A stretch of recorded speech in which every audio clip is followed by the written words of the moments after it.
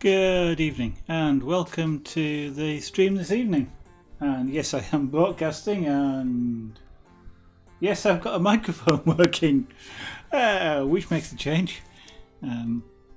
Remembering to I did just forget to start the music, but there again I also pushed the wrong button to start the main cameras, and so nothing happened. So it was kind of timely. I'm going to build a 3D printer. Hello, Puck Ranger. How are you doing? Nice to see you. I've been watching you do your glass. You are you seriously tempted me to start glass work, and that's a while ago now.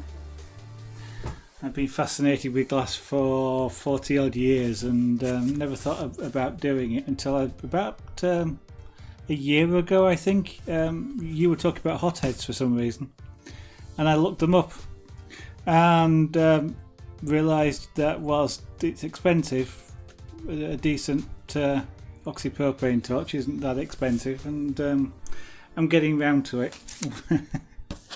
But later on this year I'm going to take a course, or at least a day's course, check I like it before I go any further. But for the moment I'm going to build it's a fun hobby. It's an expensive hobby, but I have been really fascinated by it. And Fear Reaper, good evening as well, nice to see you again. I've had this kit sat in the studio for 2 years, so I finally decided I'm going to build the thing. Yeah, actually I'm just going to put a light on, excuse me. I just realised it was rather dark, and that, come on camera, sort yourself out.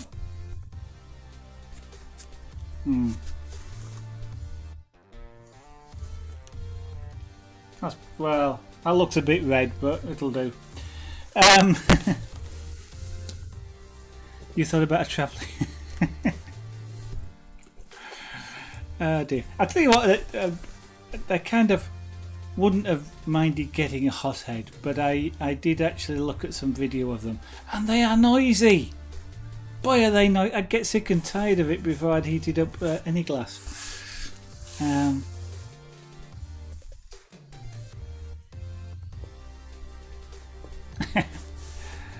They're not too. Only about £30 in the UK. I can't remember now. I did have a look, but they were noisy, and so it didn't fantastically interest me. I've been quite well, thank you very much, Fear Reaper. I'm sort of busy doing some decorating at the moment, which is why I'm not doing a lot of streaming. And when I am not streaming, when I'm not decorating, I'm working. I'm watching Puck Ranger. One of the advantages for working from home is I can have a stream running during the day, so usually it's Puck when he's busy broadcasting. So as I say, I've had this kit for 2 years, so I figured it's about time I actually built the thing, because it's so out of date. I know if I was building one of these or buying one these days, I'd buy the Pusher i3, and I kind of half considered doing it, but I've got this kit and I might as well see if it's see if I like it. I might get tired of 3D printing, and this may not be very good, but you know what, never mind. So I've just taken some filament out and some more filament there. So this is a RepRap kit, an old RepRap kit, as I say, 2 years ago, so it's just full of bits. This also has 3 heads for colour printing, although I probably won't bother with colour printing. So there's sort of 3 of quite a few of these bits in here.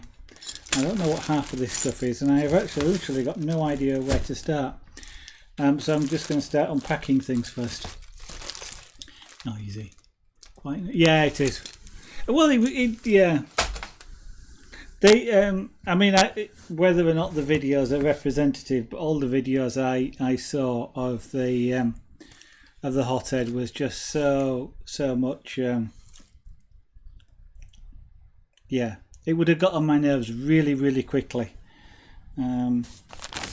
And I kind of wanted. I'm sort of interested in sculptural glass. Not greatly. Sorry, the music stopped. I'll just start that up again. I'm not okay, Captain Tape. I'm not particularly interested in beads as such. I will probably learn by doing some, but it's Captain Tape. My brain's going. It's sort of sculptural type glass that I'm kind of interested in, and it strikes me better that I do a lot better if I like it. That is with a proper oxypropane torch. And as I said, well, as you know, they're pricey, but they're not that pricey as long as I don't go for something like what the torch you've got. So this looks like one of the feeders, given that looks like, well, that's the stepper motor, and that looks like the mount for one of the feed units. In fact, there we go, an extruder. That's the word I was looking for. I have just realised that they've got written on the back what they are. Ah dear. I'm trying to remember if the instructions are in here or if I've got to look at them online. So I've got a kit of wiring. Oh, this is the Mendel kit, is it? Okay. And with earplugs. Taken with earplugs. I don't know. I've been saving up and saving my bonus, so I mean, I want to make sure I've got an air extractor and things like that as well. So it really is a case of what I don't want to. One hardware. So I've got here so that all the bearings and things. What was I going to say? One of the things I've kind of learned over in the past, because I've done a fair bit of things, and those of you who have watched me will see I've done carving and all sorts of things on stream, is slave unit. Okay, that's because there's two control boards.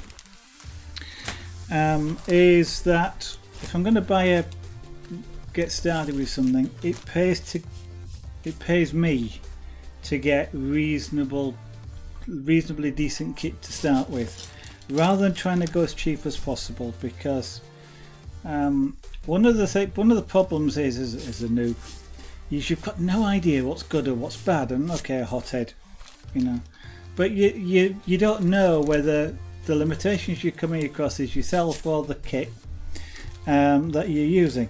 And so I kind of want to make sure I've got a decent torch if I actually do it, so that I know the limitation is me, not the torch. I know obviously at some point, because it's not going to be a really expensive torch, the torch will become a limitation, but it's that's kind of my thinking on that.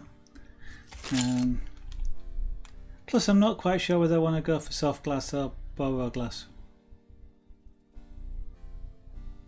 The boro silicate glass sort of interests me more to some extent, although I know that the soft glass will be easier to work, and maybe that's a good place to start and then build up from there. That's another extruder kit, and a power cable, the correct power cable for the UK, which makes a change. So what else have we got in here? We've got a kit of the... I'm busy taking everything out, and I've got a feeling I'll end up putting it all back in. So this is, for those of you who may have seen a RepRap, is it RepRap or not seen one? This is made up of rods and things. It's not got a steel or a metal frame as such. It's all threaded rods that go together, very much like these, which are fairly heavy.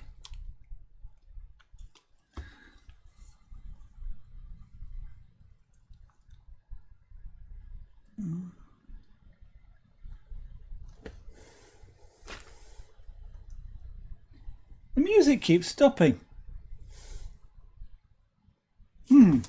I'll start that again. See if it'll keep going this time. In fact, I'm going to restart it.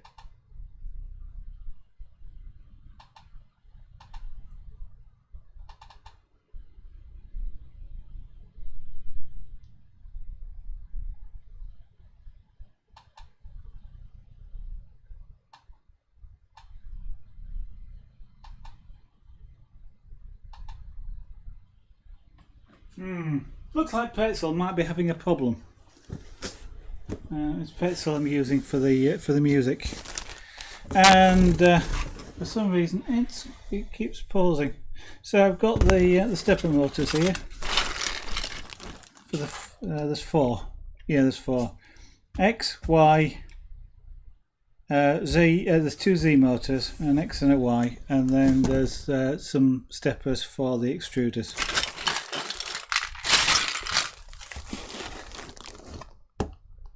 And some of the plates. Okay, right, so somewhere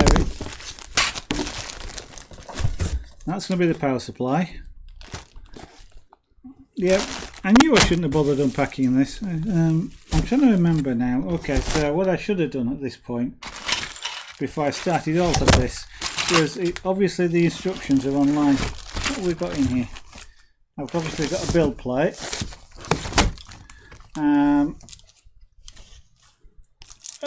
Oh, it's heated bed. I didn't realise I got a heated bed on this. But I have. So I've got a heated bed, which is good for ABS. Not that I'm probably going to use ABS because it smells. And the glass plate to go on the top and the aluminium built plate to go underneath. And that piece of wood, which I now has got all tangled up, underneath here is, I suspect, is the carrier for that. But and a miscellaneous bit of wood. I've got some of the carriage. That's the precision rod which carries the carriages, and that's what the bearings all run on. And some more stuff wrapped up. Okay, best thing with this sort of stuff is probably going to be to start with instructions. So let me just, for the moment, just put that somewhere like that, and let's have a look and see if I can find the RepRap instructions, which is something, of course, I should have done before the stream, but I actually half thought they were actually in the box, or at least there was a reference to them in the box. Build instructions.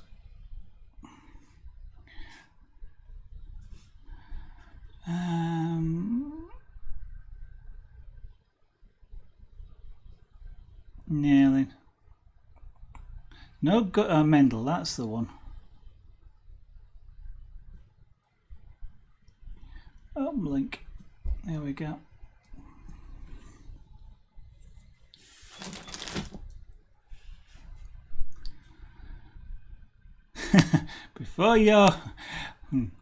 Before you start, make sure you get everything. That sounds like good advice. It always amuses me when you get a box of things, and you know, like a kit, for example, and in it there's a list of things that you need, or you know, that's included, and usually the first thing on it is the parts list. So how do you know you're missing the parts list if you haven't got a parts list? I've got a touch screen. I don't need to use that. I keep forgetting that I've got a touch screen. I'm using a drawing computer now. That's a Wacom pen, and I keep forgetting it's a touch screen, so I can actually touch the thing. If I'm building iterate, how do I know if I'm building iteration 2? Okay, probably am, because I suspect it's the I may also want to watch a video. I don't think I want to watch the video now, so let's assume we're on iteration 2, because it doesn't say anything about needing glue. So before I begin, this document is work in progress. That's very helpful, thank you very much. This kit isn't made anymore, so why is the documentation still in progress? But anyway,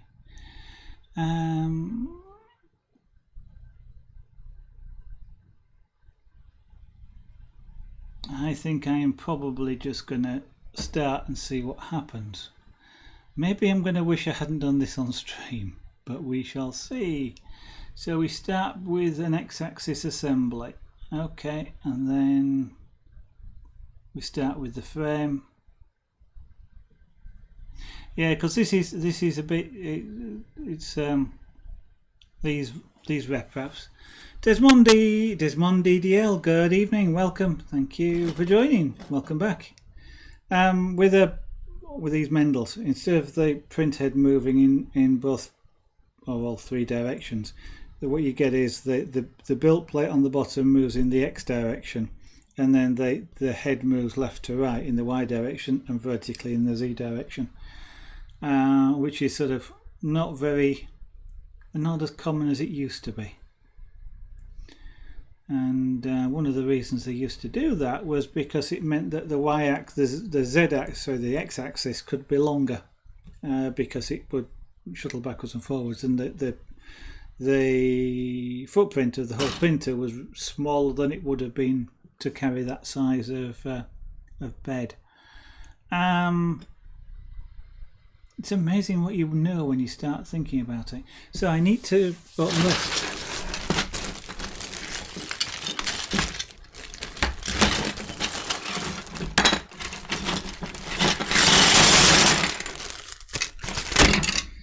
Yep, so one of these are all 3D printed as well, which I knew, but I've just realised, if you see what I mean, a bit silly that, because they were all originally done on RepRap printers.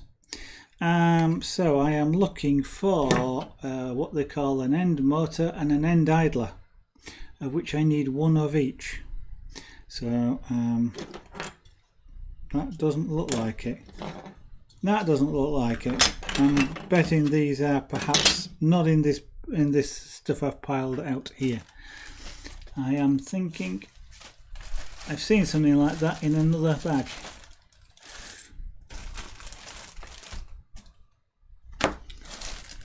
But maybe I haven't. Okay.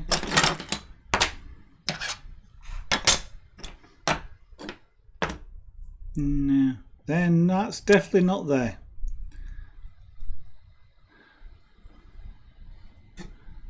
That's a lot of this is just the plastic bits.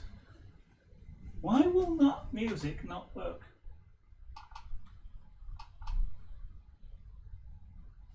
It looks like Pretzel's got a problem. This is just one bit of the plastic bits. I've got a. What I've just done now is all that stuff over there is all the other bits. So I'm actually looking for something. That's the extruder. I'm not seeing what looks. I'm looking on the RepRap.org website, which has got the build instructions on it, and it's got some diagrams in there of the bits I want. And I remember checking this kit when I got it and looking through and making sure it at least had all the bags that were indicated that I should have. But I can't actually see something that looks like I'm supposed to have.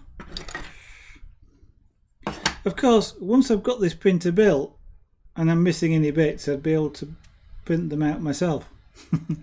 But it's kind of chicken and the egg stuff, is that?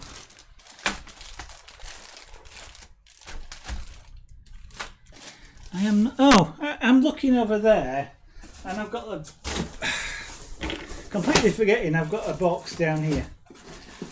No, that's another extruder kit, and that's another extruder kit, and that's another.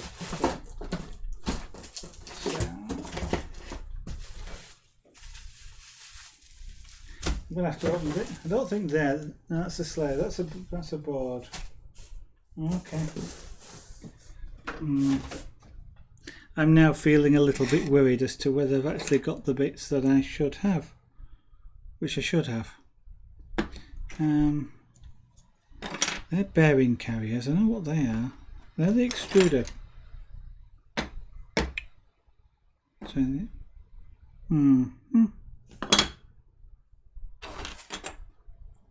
This is like building a jigsaw. That, I think, is a printed circuit board. Where's my knife? Yeah, pretzel is not going to work.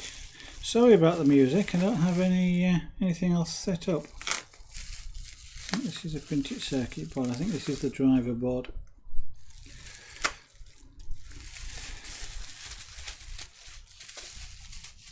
Yep, that's the driver board. Okay, so that's not what I'm looking for.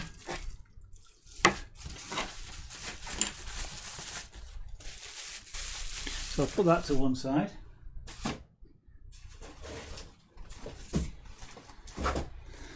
This is just a pure power supply, so it's not in that box. That's all the metal nuts and bolts, so it's not that. Okay. Seriously, come on, where are you? That's the pulley stuff. That's the slave kit. That's wiring. That's the hot end. So called because it's hot. What's that? That's another hot end. So where?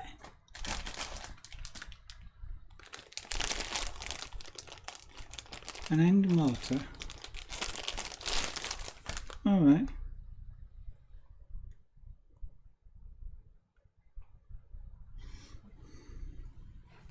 I'm wondering. Let's have a look at. Right, okay, now that makes more sense. Okay. I think I don't have an iteration 2, but it looks like I may have an iteration 1. Oh, massive 3D Lego. Yeah. I've never tried any of that 3D Lego. I've kind of keep looking at it, but I'm one of these people that like sort of 1,000-piece jigsaws or 5,000-piece jigsaws, and when you see one of these 3D things, it's got about 100 pieces. I kind of feel like it's I'll end up doing it in about 10 minutes flat. So I've now switched back to the iteration 1, and it now says I need some different bits, and it still doesn't look like these. These are the nearest to what it looks like.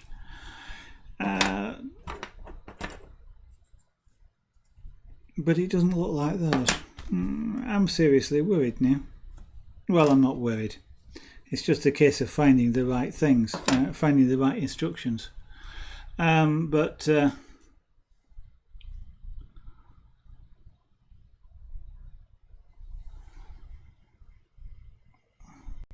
that's the. I don't want to save. I want to download. I didn't want you to do that. Okay, well, we'll look at it this way then.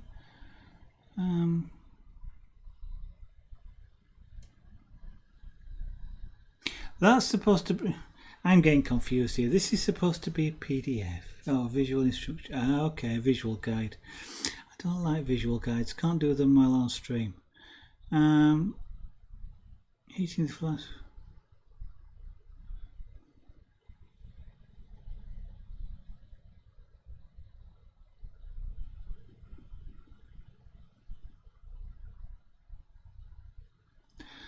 I like this here. Although most steps are absolutely harmless when done right. I'm not quite sure whether that sounds worrying or not.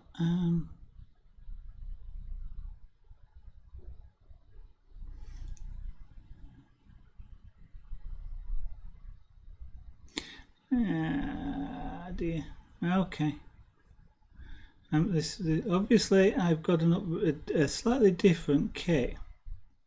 Now that's going to be fun, I think, trying to do that. But so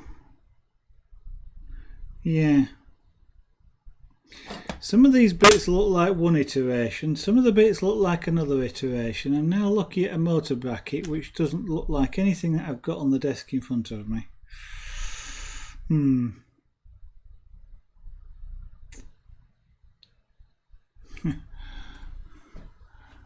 Have I? Alright.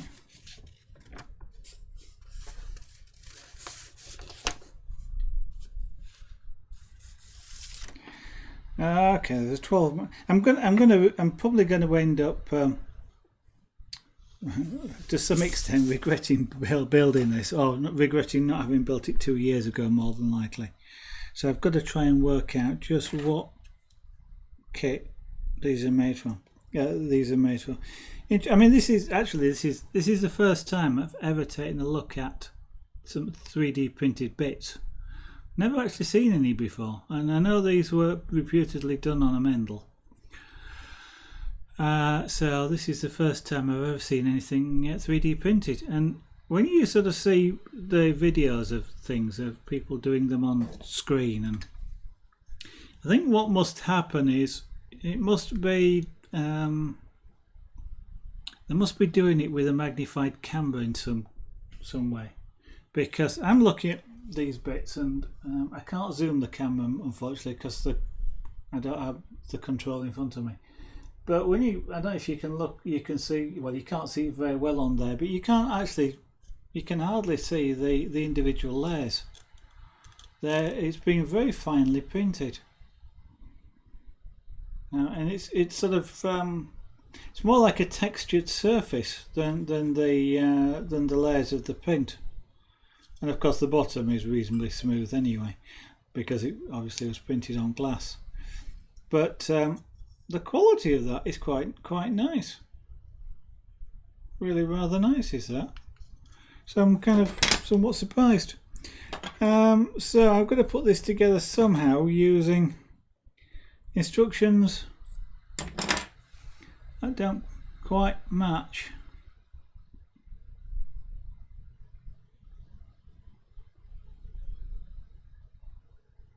Actually, Poke, if you're still around, well, you're going to say you're in America, so it's a bit of a different question. I was going to say, for coloured glass, what's better, actually, soft glass or Boro, for a range of colours which are compatible with each other?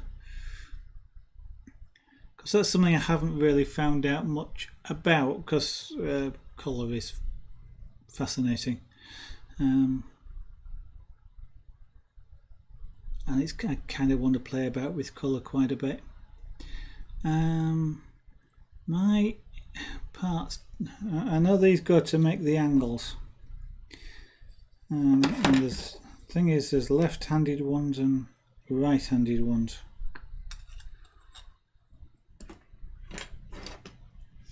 And it concerns me because I've actually got to get the right one. Are they symmetric? They're not even symmetrical, so it's not like I can. I need to understand how they go together, because they're not shaped like that. So the newer kits are a lot better from the point of view of building them. Soft glass has a much bigger variety. Okay, thank you very much for that. I'll take a look.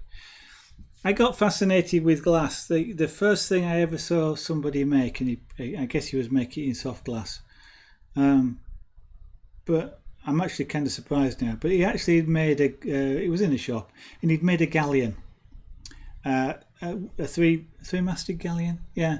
So there was the obviously the base of the ship, the bowsprit. It was all in clear glass. It got what is the mascot on the front? I forgot what they call them now. But it got the three masts, it got the sails, it got all the rigging done, and it was sort of gradually building this, I guess, on a nightly basis. And I spent about 2 hours watching him. What surprises me now is he was doing all that with a handheld torch, and it wasn't shattering. I'm kind of surprised. I suppose maybe because it was all thin pieces of thin stretched glass, but I am really rather surprised that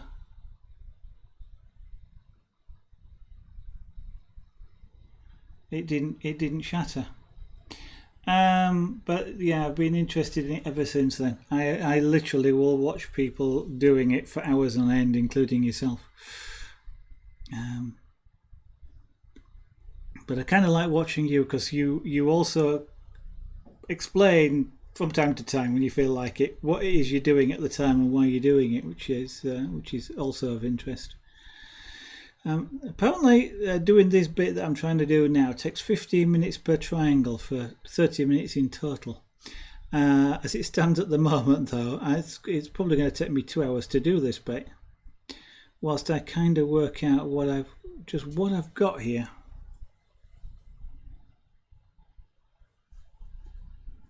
Because I sort of look at the one set of instructions and it looks like one thing, and I look at another set of instructions, it looks like another, and they don't quite match.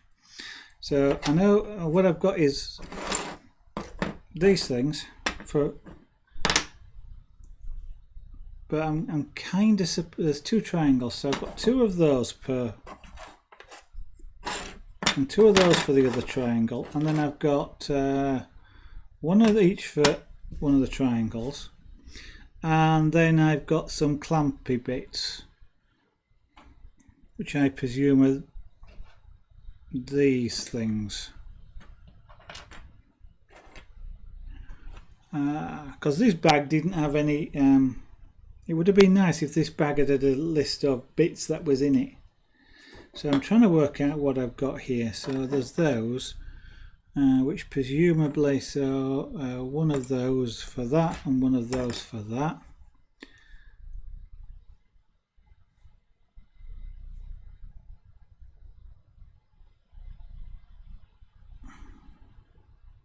And the only problem is if I get these wrong, because they kind of apparently go sort of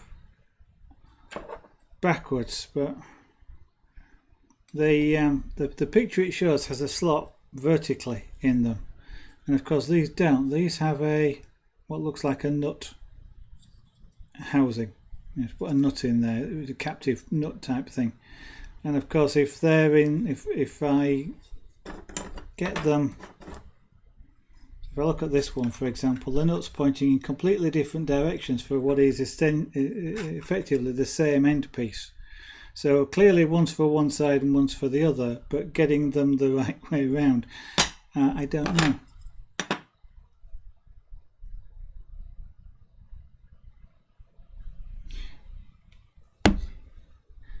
Okay, it won't crack without a big, if you get good. Yeah, obviously he was good, very good.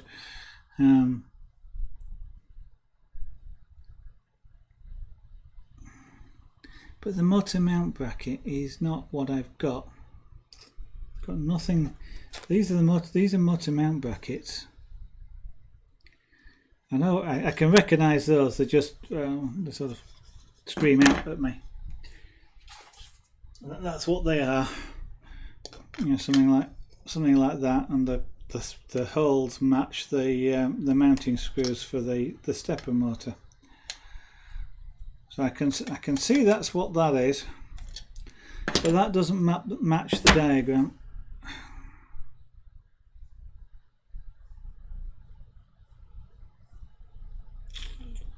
Ah, now then. Okay, well that goes on the end of the frame. Right. Okay, I'm getting a little bit further, not very much further, but a little bit further. Is there an iteration 3 or something maybe?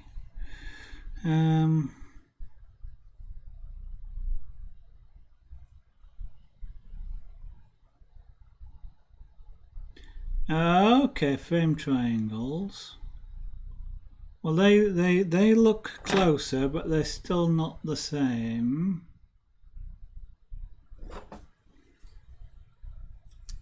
And I still don't have that motor bracket. Yeah.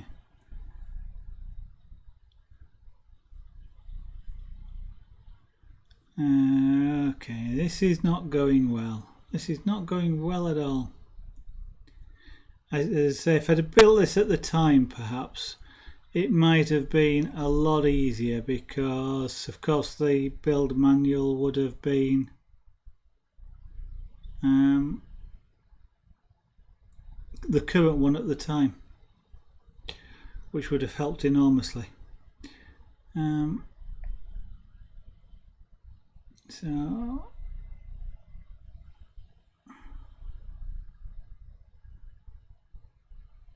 okay, so now what I'm doing, what I should be doing at this point, but I can't do it unfortunately, is perhaps showing you what it is I'm looking at on screen, but I am actually just reading the wiki.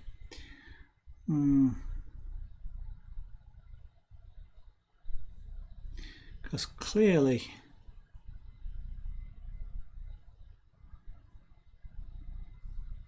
that bill of materials might be that what it is, but that doesn't help telling me what's there as opposed to showing me.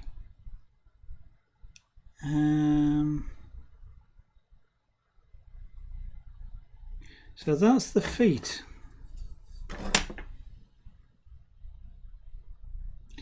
They're the Z-axis motor mounts.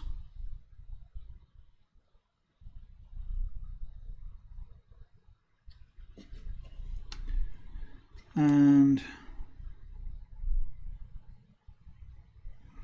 they look like they go on the threaded rod somewhere. Obviously no, but that probably carries the bearings, the two main bearings, for something. And Nakamui, good evening, welcome to the stream, nice to see you. That carries the main bearings as well, and I'm guessing that the belt goes into this slot here, and it is sort of caught between those parts there. There's another bearing carrier, and why 3 bearing carriers?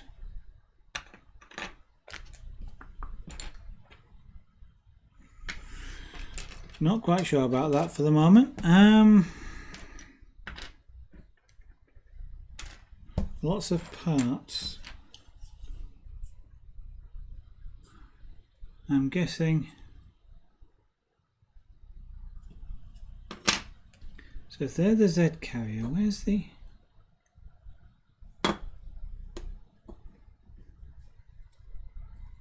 Actually, that looks like a motor mount, because it's got the...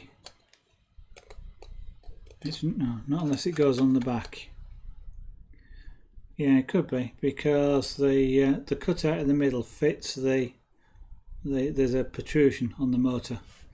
That fits there, and the things here like 2 slots, and they actually match with the motor, and that matches against there. So that's the motor. So that's the Z-axis motor mount, right?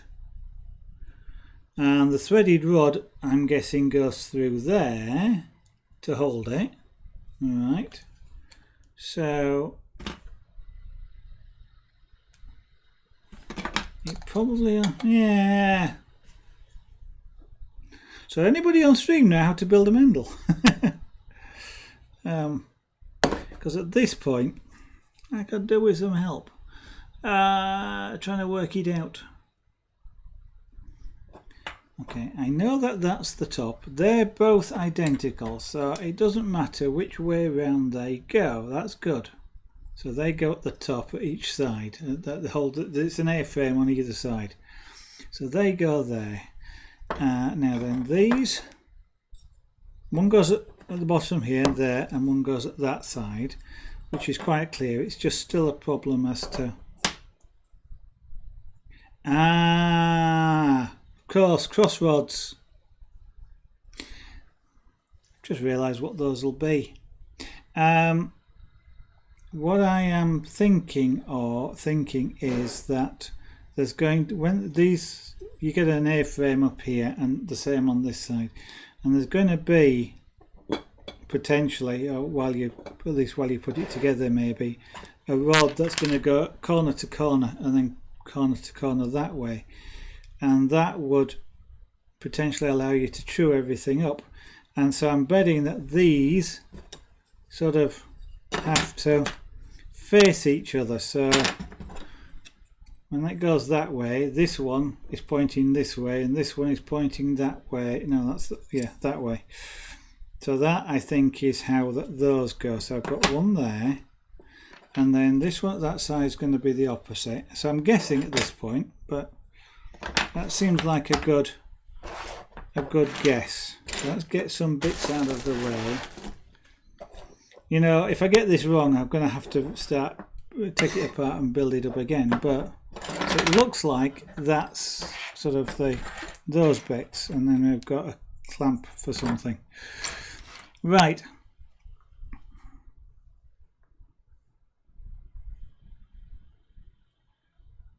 So now let's see.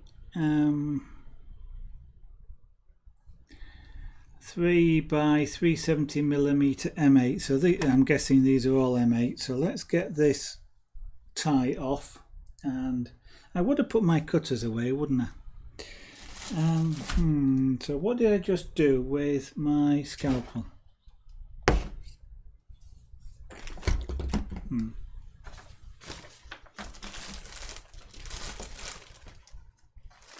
Okay, I've got a blunt scalpel. There, here we go. Somewhere on this desk.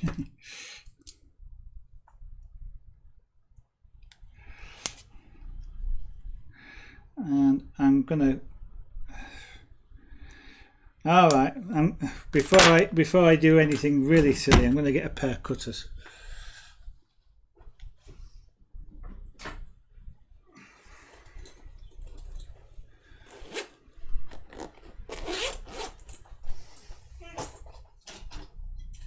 So, welcome to the stream of watching somebody work out how on earth a RepRap goes together.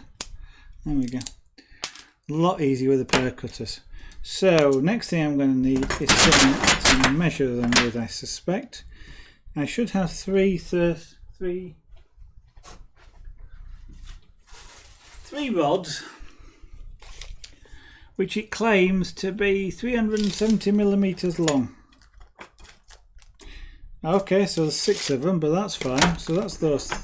Of course, there'll be 3 for each side, won't they? So that's 6. That makes sense.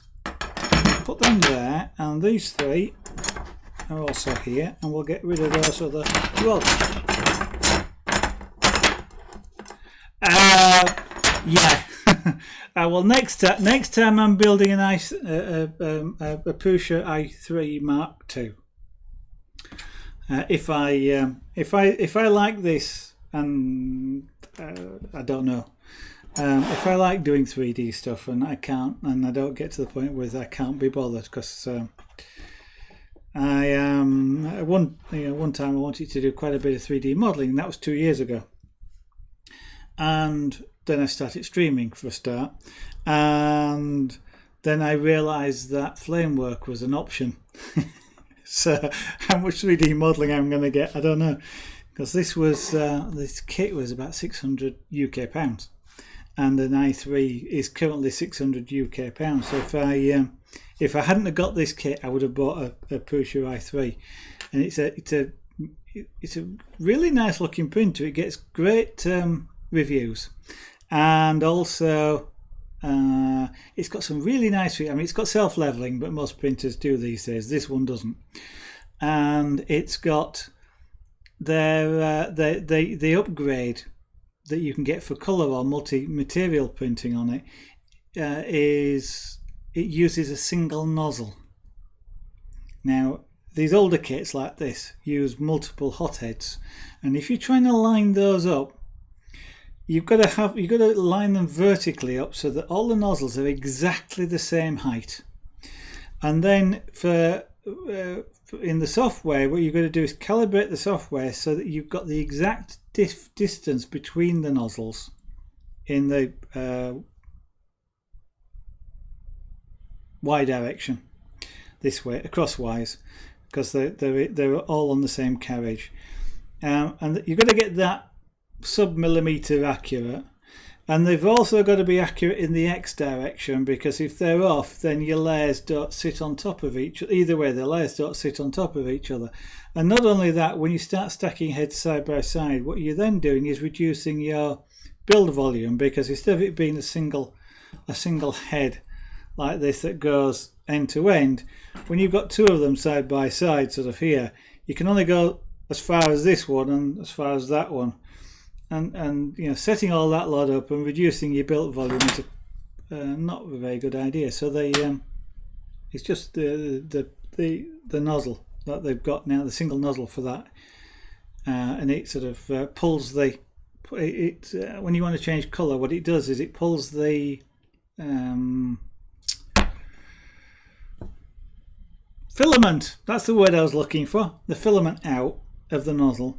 And then feeds in other, you know, colour or the other material in, prints with that, and then pulls that one out and puts, you know, whichever. And you've got 4 colours to go from, or different types of material to go from, which is really good, because what you can do is use one of the types as what they call breakaway material.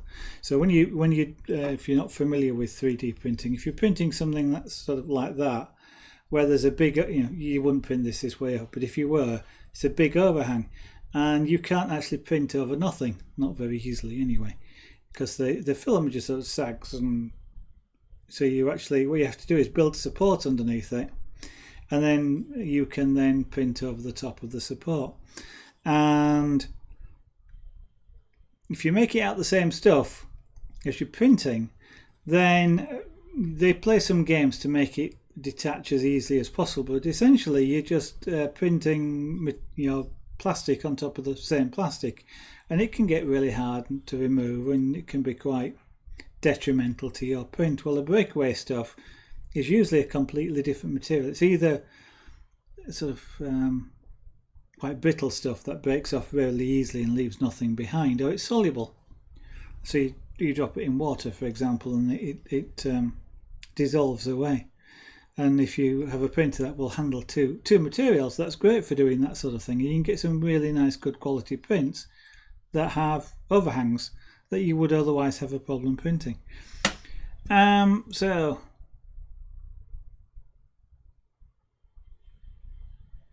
you thought these would be much more, what, the older Mendel kit or the newer Prusa kits?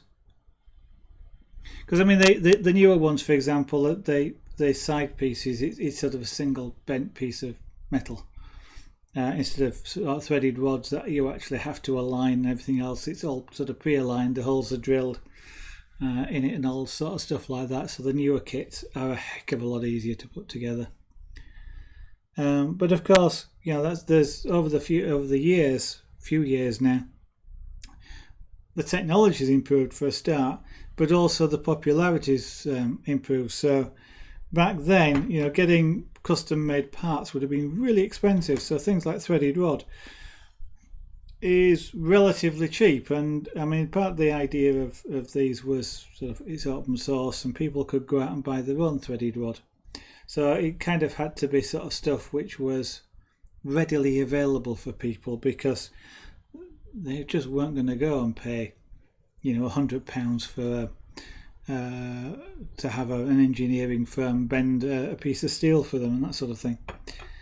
But of course, now that they're more popular and you get the companies making them, then they become a lot more readily available to do the specialist type of things. So I've got those. I need some M8 nuts and M8 washers. So that's in this bag, obviously.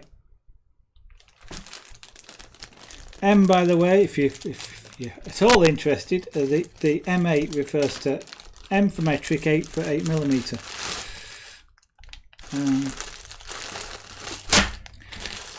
and M8 is fairly chunky stuff. So if you're looking at M8, and you know, America, I know you don't use metric that often, but the 8 is bigger than 3, therefore it's a bigger nut. Like these are M3 screws, so they're little tiny things compared with the 8mm rods.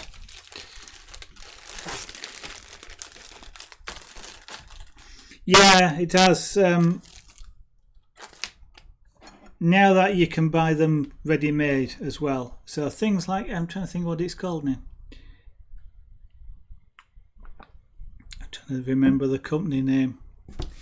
Oh, it's gone completely out of my head, but there's sort of about 2 or 3 that sort of started selling them as ready-made, and that sort of improved the popularity to some extent, because people, you've got to be sort of dedicated. I mean, you've seen the problem I've got with this, and I won't say I know what I'm doing because I've never built a 3D printer before, but I kind of know what it's supposed to look like. I know what it's supposed to do, and I'm sort of having problems sorting it out.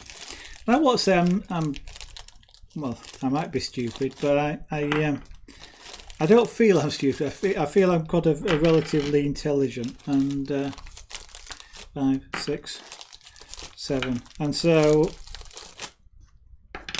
you know, it's you've got to be reasonably dedicated, I think, to want to build one of these things. Whereas if you go out and buy one ready built, then you know it's a lot more accessible.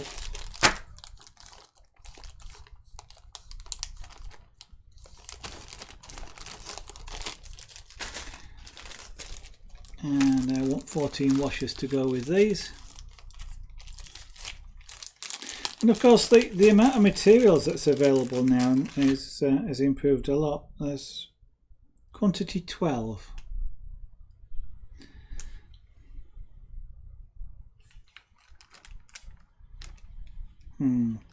Okay. I stopped then because the bit of instructions I'm reading say 14 washers and 14 nuts, and I've got a bag of 12 washers. Oh dear.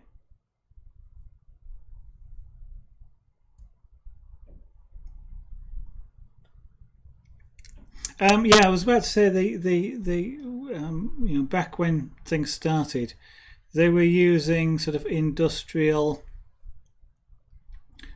extrusion, so industrial plastic, if you like, for the extrusions, and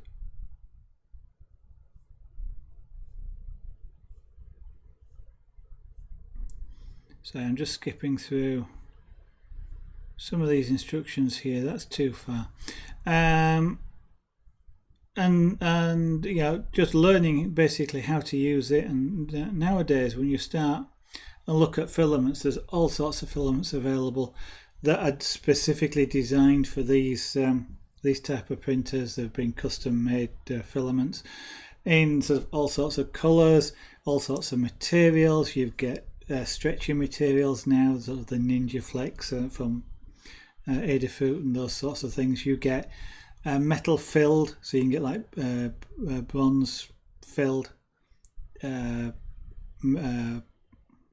filaments. So it's plastic with sort of metal filings in it, basically, which you can then sort of print essentially what is a metal object. You can get wood fibers embedded in there, so you can print wood objects that look like they're made out of wood, and indeed you apply pyrography to them, for example, and they'll turn coloured like pyrography does, like wood does. So you know, there's some fantastic materials out there now to play about with as well.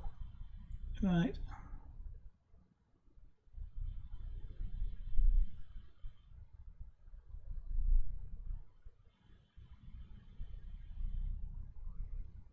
Right, okay. That still talks about using 14.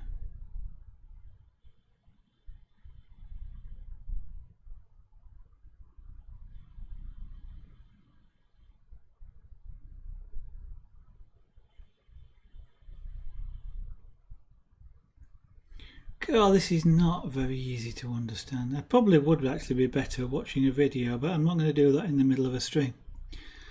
So I'm going to try and persevere. I kind of know what this is supposed to look like, but that does not make sense.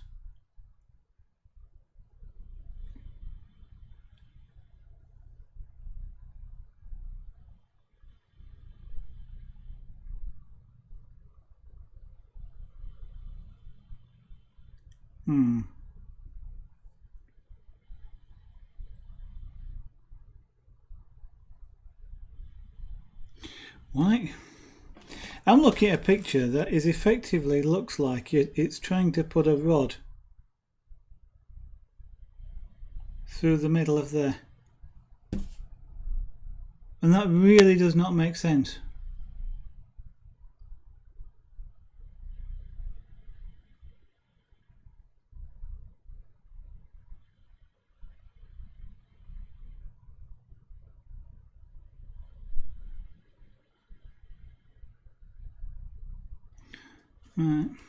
Right.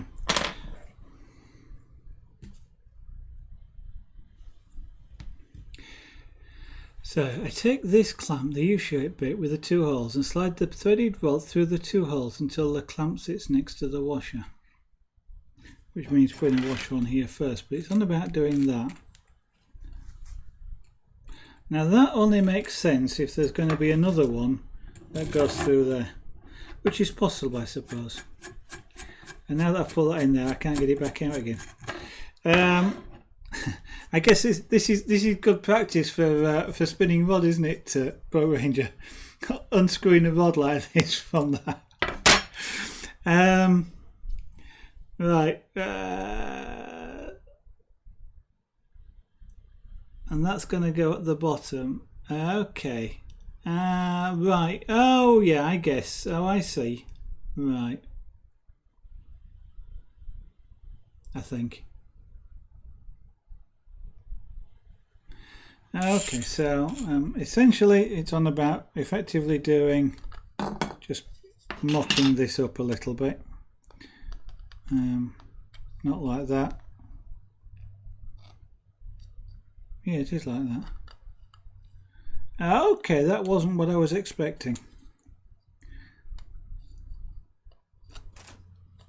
Okay, so it's sort of meant to be, and now I've got to sort of study this and make sure I get them, but meant to be sort of like that, and then another one coming up here like this with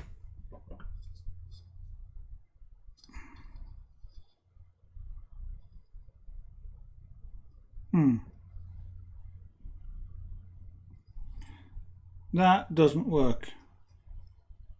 Has to be like that. So okay,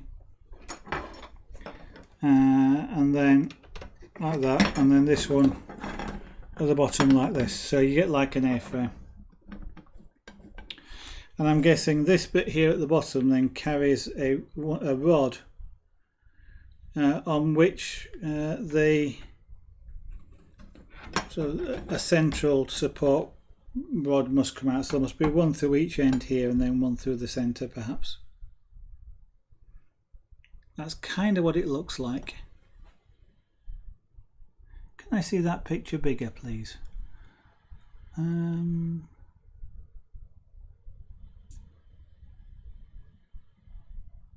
1, 2, 3, 4, 1, 2, 3, 4, 5, 6, 7, 8, 9, 10, 11, 12. So there's 14 there. 2, 4, 6, 8, 10, 12, 14. Yeah, it's 14 nuts. So where would the washers go? 1, 2, 3, 4, 5, 6, 7, 8. And there's 12. So there'd have to be 6. So clearly 1 or 2 are going around there. I'm looking at a picture now, which has helped me understand this bit.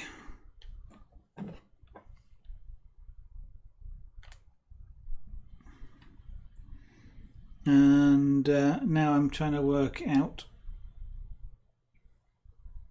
Okay, back. No, back, I said.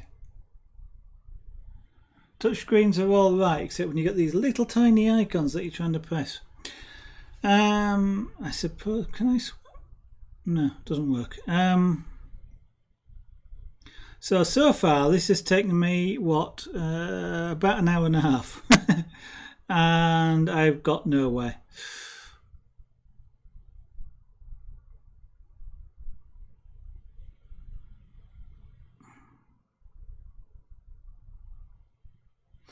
Okay, so take one of the. Okay.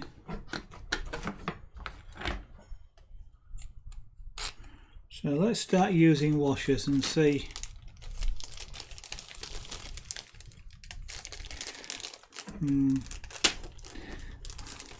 Is the 12? Let's have a count of how many there actually are, just in case. 1, 2, counting with me.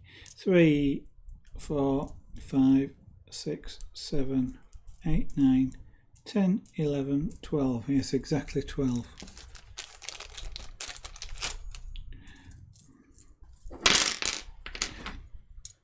So I know there's going to be one needed there. Whether one's needed on the other side or not, I don't know. Do not. And then through the holes, so slide another washer. Yeah. I'm not sure about. I mean, I can only use 6 washers on this side.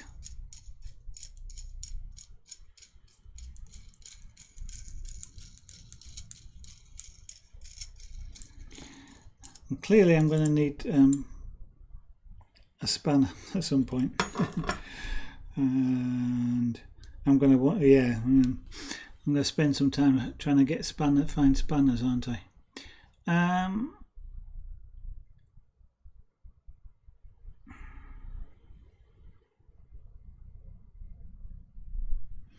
Okay, let's try this bit about the washers has got me a bit puzzled, because I normally expect to put a washer under each at least under each nut. So there'd be 2 washers there, 2, 4, 6, 8 minimum. And yet I've only got, if I split it into half, I've only got 6 in half. So that's suggesting that there isn't going to be any washers on these things, which doesn't strike me as a good idea, but unless that's what those are for. Lock washers.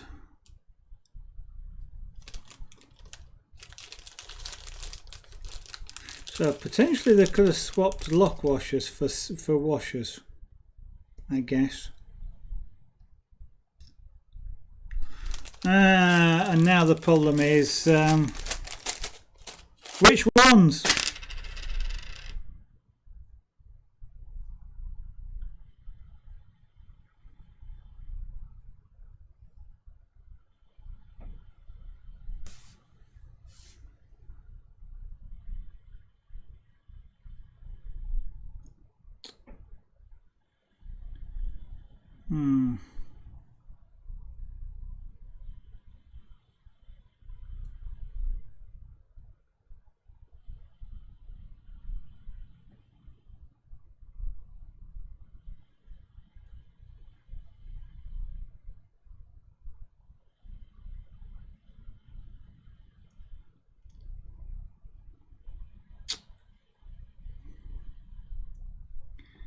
Okay.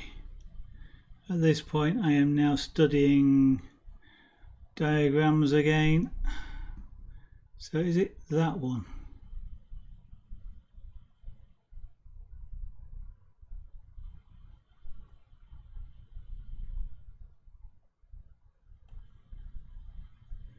Ah, right. That looks like what I've got the kit. Now then, we're on it. Helps if you read the right instructions, I guess. Yes, okay, I know about cookies, thank you. So this is actually not a Mendel, it's a Mendel Pro. Right, and that now looks like that picture. Hey, we're actually going to, because it's a tricolour model as well, which is the one I've got here. On my screen here, on this screen here, I've got a picture which you can't really see, but that picture is of the model that I've got in front of me. So we're now going to get further, I think.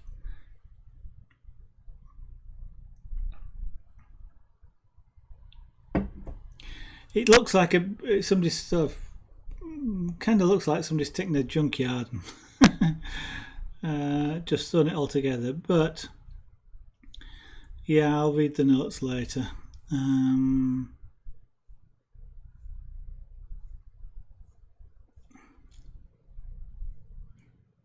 Okay, so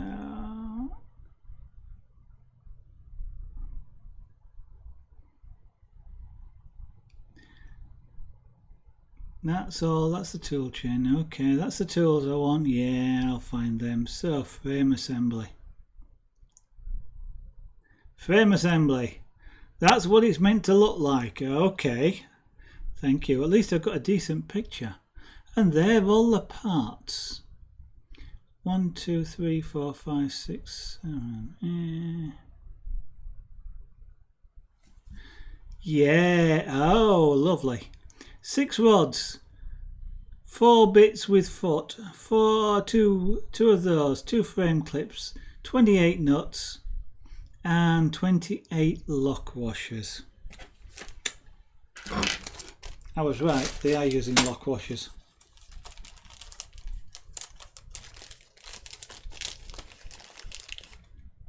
So I don't want them. And instead of unscrewing that nut, I'm just going to take that off there.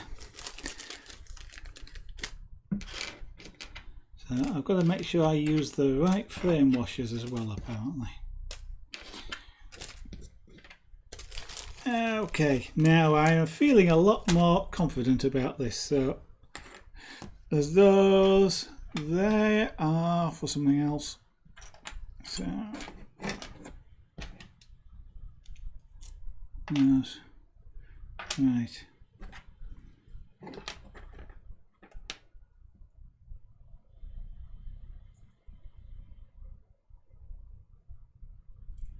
So these are the frame clips.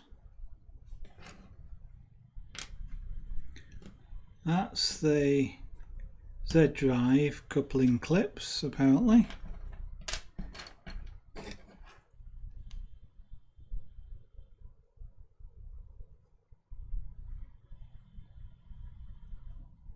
And they're possibly for something else. That could be the, yeah, okay, well, we'll get there. Right, so split them into equal sets. The footy vertices are not the same. I noticed that. These things are not the same. And I have to have a set which looks like that, and I set that. So that's one set. That's good, which is what I worked out. And that's another set, because they do the same thing. It's this edge here which makes a set. So I got that right.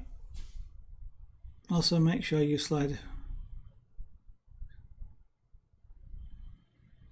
shown below, and then between the frame with a lock washer and nut either side. Okay, so let's get some of these out. Actually, this is now going to go a lot better. I like this. Helps when you use the right instructions. There are that many variations though, and that's where this is this got confusing. So washer, clip, washer, Of course, all of these things will end up having to be lined up by hand and squared up by hand and everything else, and that's a terrible fit on there. That's it. I cross-threaded that slightly, so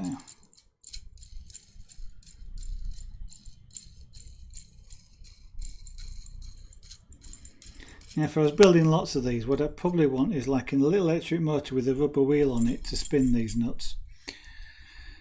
So I do that. It's amazing, a decent picture, and you can work out lots of things.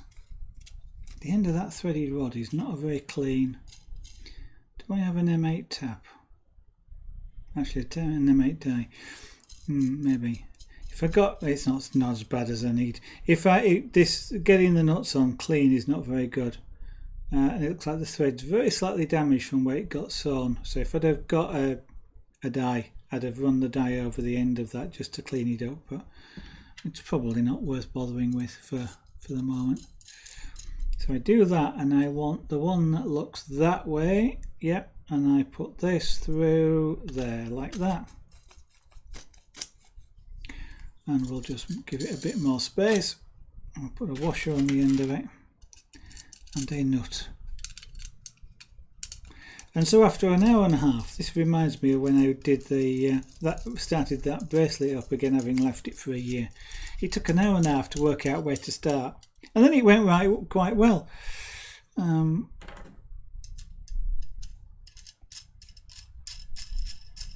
I'm hoping I don't have that problem again when I do finish off the stainless steel one that I've got set over there.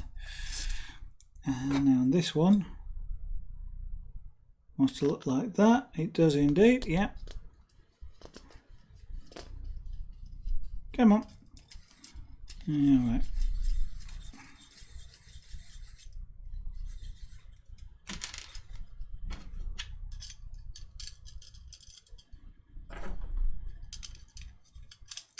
Right, so there, that's those on there.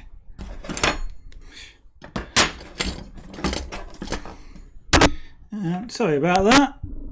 Catching the microphone, not a good idea. I always put the washer on first. I know I've got the other end of the rod, but at one of these points I will forget and not put the washer on, and there'll be something on the other end, and I'll have to take it off and start again.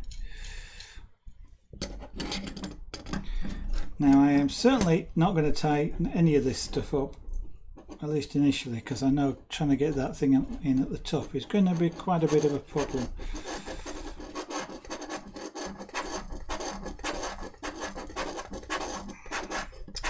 Could do with that, should I?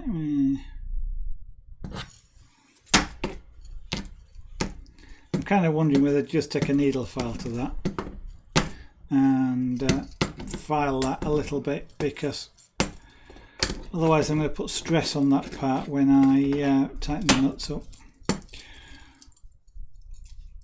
These really could do with just being sort of a reasonably firm, but you know, you can sort of push them through relatively easily.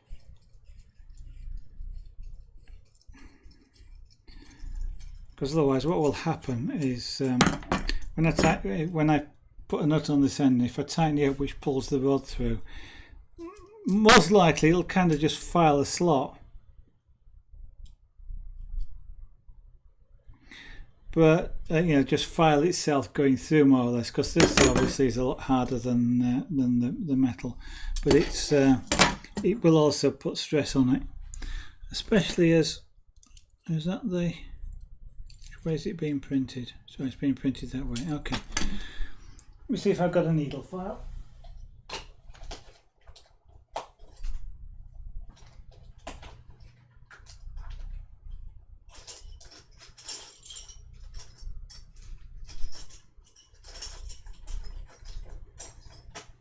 And amazingly I do. What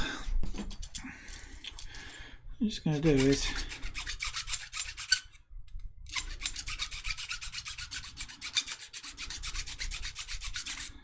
actually, I could have done this. I can do this with a flat needle file. I don't need a round one.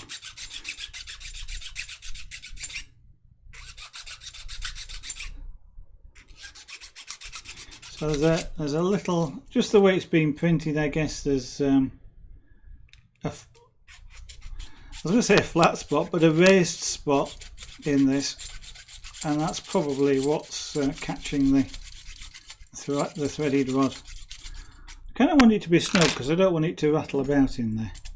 But there we go. I ideally want to be able to just push it through. That's not quite there.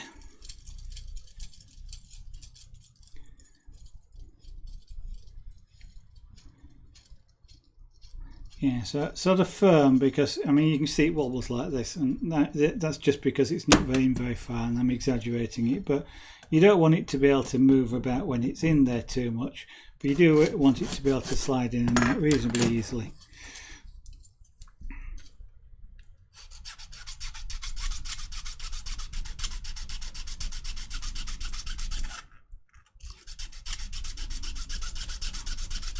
I think actually I should get the square one, not the round one. Actually, do I have a square one? I was about to say no. Well, I do, but I couldn't find it, and then I did. I have exactly 3 needle files. And I've had these things for years.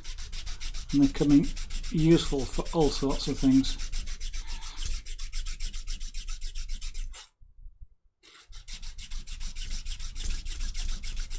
So one thing about 3D printing is it's getting better, but it's still sort of a slight not necessarily always as accurate as you might want.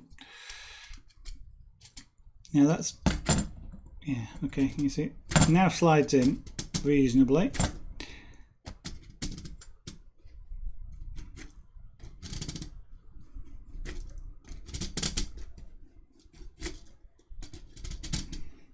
Trying to be careful here. I don't want to shatter the parts in any way.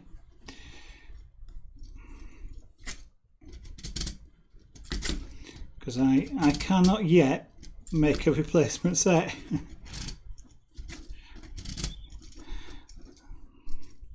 Interesting, if you're not aware, part of the name of RepRap, I can't actually remember what RepRap itself stands for. Replicable something or other. But the idea of the RepRap was that it was a self-replicating printer, as in the printer could print its own parts, so it could make another one. So once you have one, you could make another one. Now obviously these metal rods aren't printable, but that was the original premise behind the thing. So all I'm just doing is just pushing this in and out and using the thread on the rod just to widen the hole a little bit, so using it like a file. There we go. That's probably okay. So I'll put,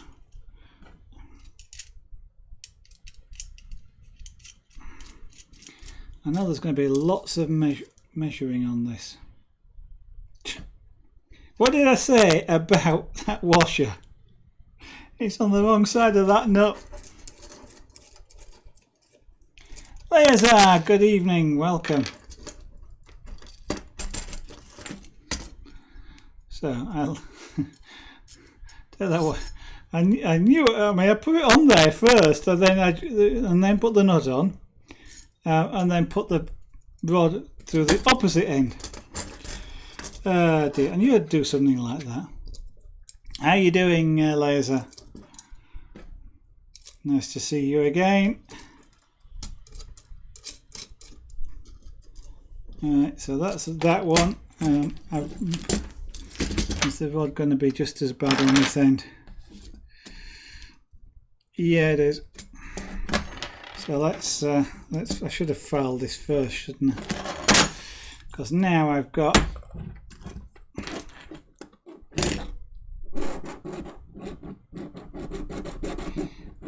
When I mentioned earlier on about the printing with two materials, a breakaway material when you're printing overhangs, that's exactly what's happened here. This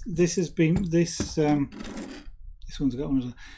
this part has been printed like that, flat, and these holes are printed holes. And what's happened is when the head has come across this gap at the top here to complete the top of the hole, the filament has sagged slightly into the hole. It's created a downward U, and so the hole actually isn't a clean, in this case, hexagon. It's got a dipped top, and I can't actually focus on it, but yeah. So the top isn't straight; it sort of dips slightly into the hole, and that's what's catching the rod. In actual fact, rather than trying to hold a piece of let's take this off of here and file it in my hand rather than holding two metal rods sticking up in towards my face.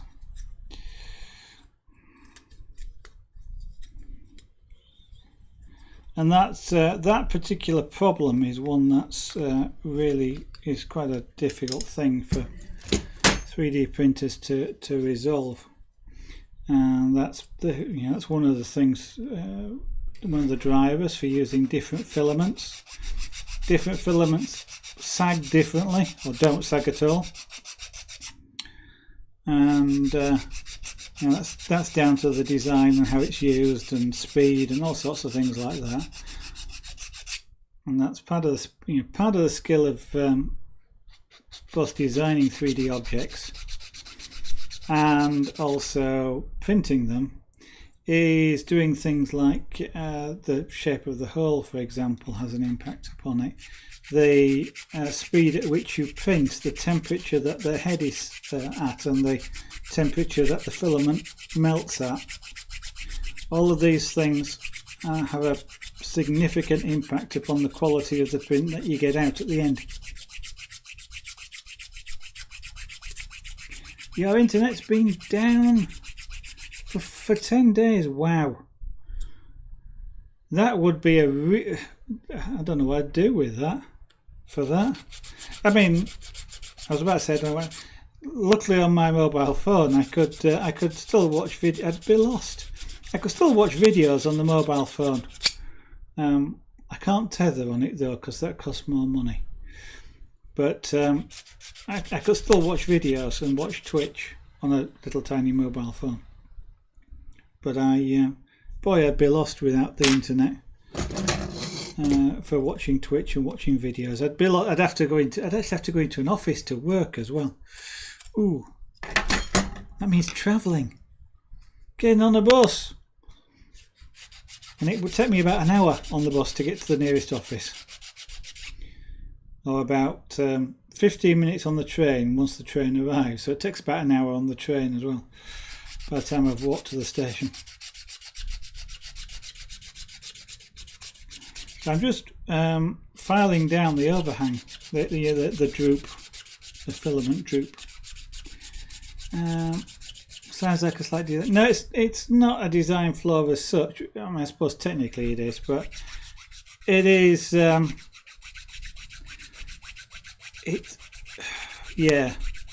It is a design flaw, but it's part of what you have to learn how to deal with and work with.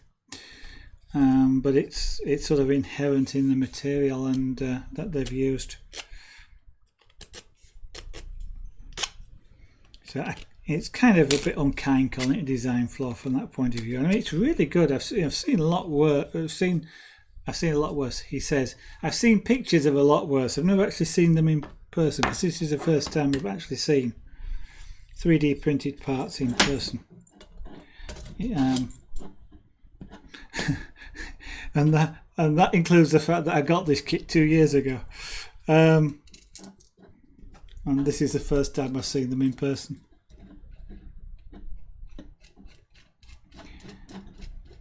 Now, I mean, the only way you could get around it for something like this is to use like a dissolvable lattice, a dissolvable filler material. So you sort of print the part, switch to a dissolvable material in the hole itself, and use that to to create the negative space and then print over the dissolvable material. Now that goes in there, but before I do that, put a nut on and then the washer. Get the right way around.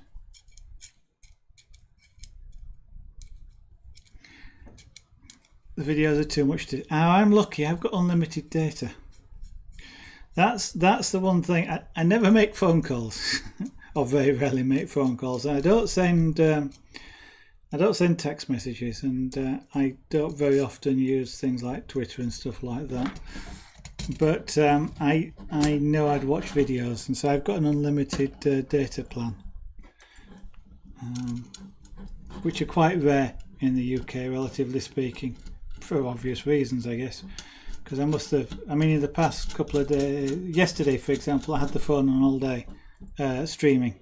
I was doing something else completely, and I was only listening to it, but that's that would be I must have easily downloaded a few gigabytes of video data whilst I was watching things. So now this is where it gets a little bit awkward, because I've got to get this on there about there.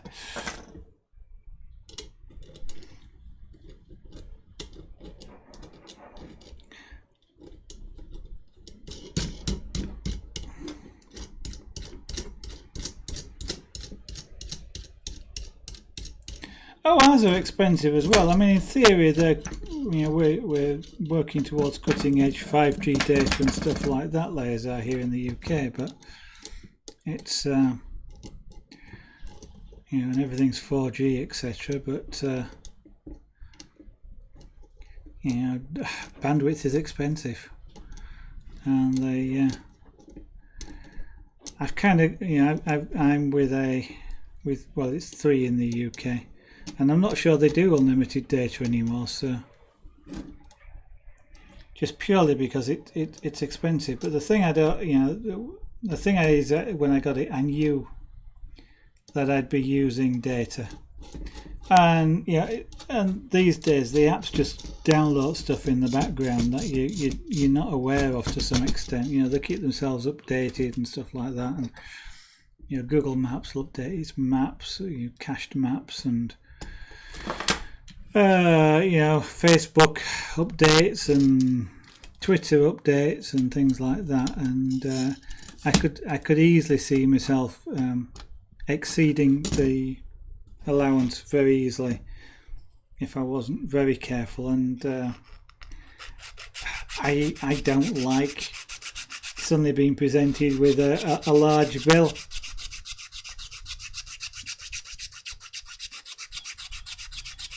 In fact, I actually don't use the mobile phone very much at all. I'm not very modern in that respect. I don't tweet on it, and I'm not on it every 2 seconds. And generally speaking, I use a camera when I want to take a picture and stuff like that. So I'm nothing against them. They're great for phone calls, and I've effectively had a mobile phone since they were analog, before the digital ones came out, and because I used to have one for work, and they're great to have when you're out. I just never use it, so it's kind of like just in case. 400 megabytes for 9 days, that's not bad going. He says things, some of the messages I send for work are more than 400 megabytes, and they're just text. Send some big emails sometimes.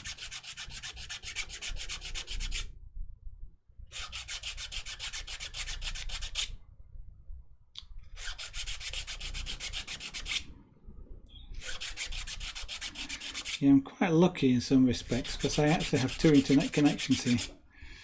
One of these days I'll work out how to gang the 2 together, so that I can actually have at the moment they're set up as standby, one standby for the other, which is probably a good job, because one's a heck of a lot faster than the other. But one of these days I'll work out actually how to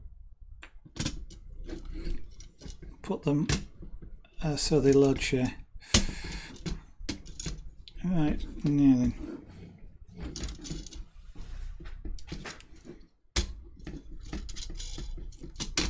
There we go. It's until I'm in roughly the right position, because this is now relatively loose, as you can see. It slides backwards and forwards, so I've not got any stress on them.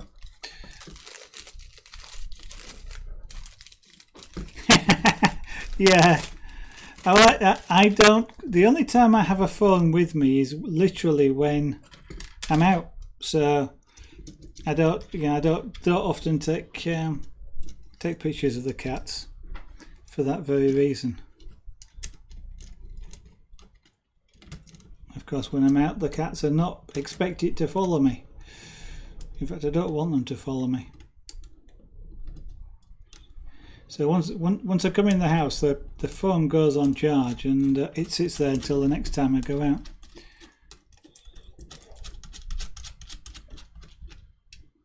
Now don't tighten that up just yet, because I want to be able to move that to get this other nut on.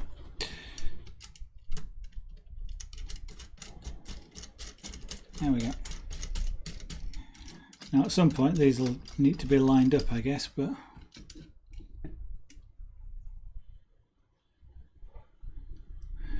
now then, yes, the kit does have a template. I noticed that. With this kit, they give you a laser cut piece of wood, which is actually a sort of a template which you sort of put between things like this and tighten them up so that they fit, etc. And you don't actually have to measure anything. I'm sure it'll tell me how to use it.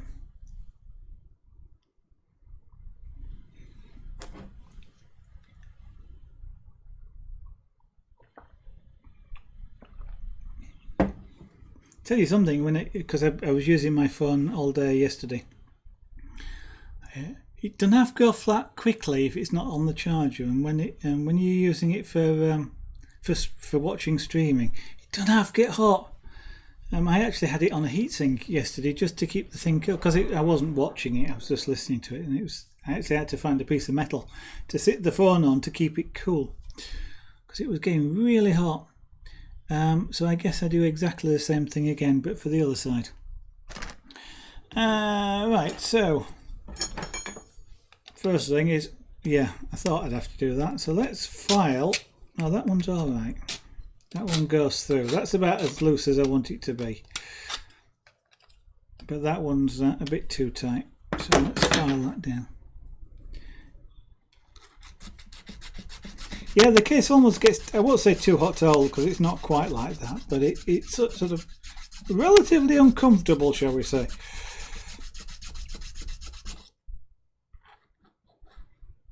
So I dread to think what, because it's a metal case, I dread to think what the electronics inside are at if the case is at the point where it's uncomfortable. And the battery must be cooking as well.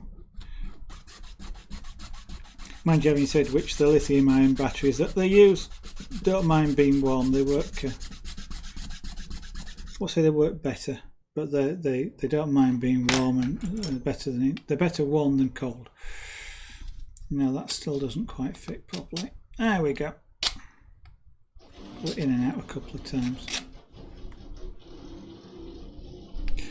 Lady Zara is watering the windows for some reason. So that fits. That one wants filing, and that fits. I mean, this is an illustration of 3D printing, I guess. I bet on the 3D design these holes are exactly the same size, and yet that I can put through and that one I can't.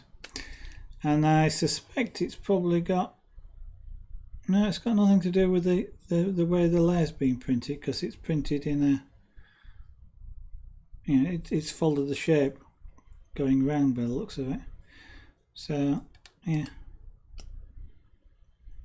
tolerances. Obviously the tolerance in that direction is slightly different to in the other direction.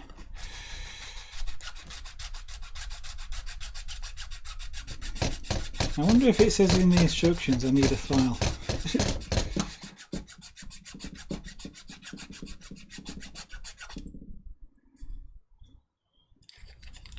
mind you, I kind of did this when I built a remote control articulated truck, and there's when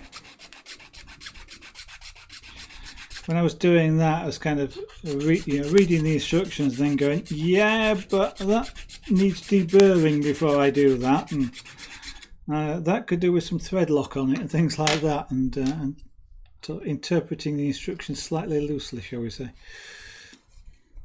You did some work in electronic engineering.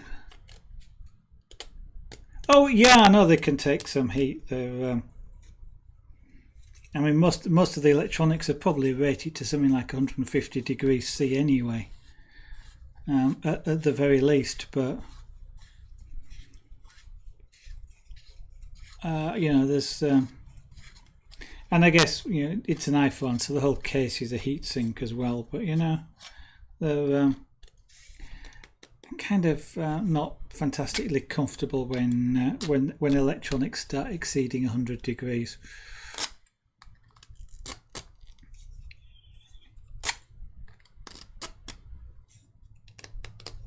And if you get some of the high temperature rated, you know, components that can, you know, a couple of 100 degrees is you know, perfectly acceptable to them. So that one, and so that needs filing, and that one's all right. That's not too bad. I can maybe push that one through.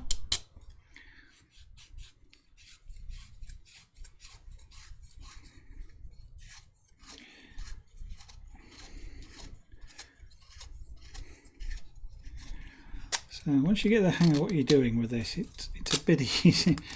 And you use the right instructions for a start, it makes a big difference. And one of the things you've got to watch when you're pulling threaded rod like that is if you catch your nails, it rips them, which is not very nice. Have I just done all of those? I've done that one. I've done, yeah, okay. So I want that on there, and I want a washer on either side, and then I want another 14 nuts. Now this big bag of nuts. That's making me feel hungry actually. I could do with some nuts. So 2, 4, 6, 8, 9, 10, 11, 12, 13, 14.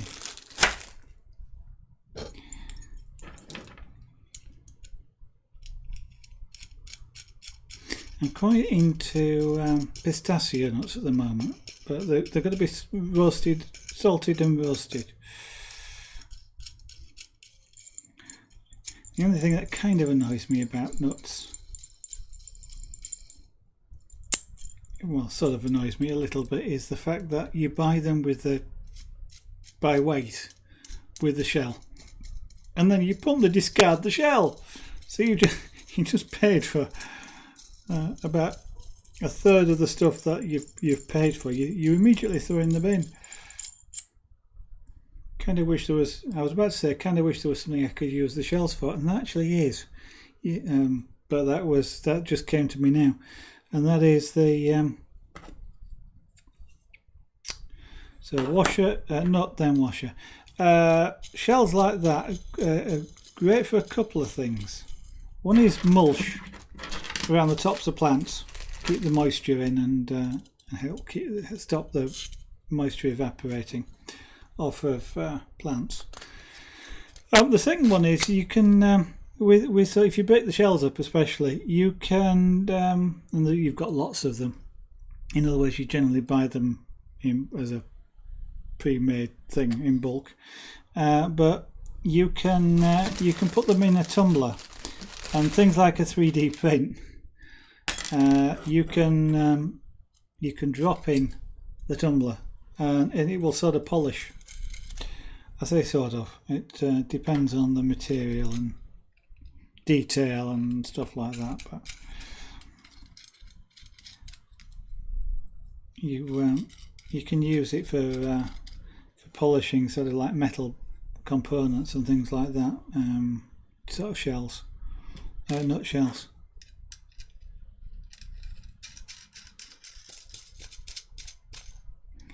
So that, then a washer, get it the right way around, then we put this on here, and then we put another washer on,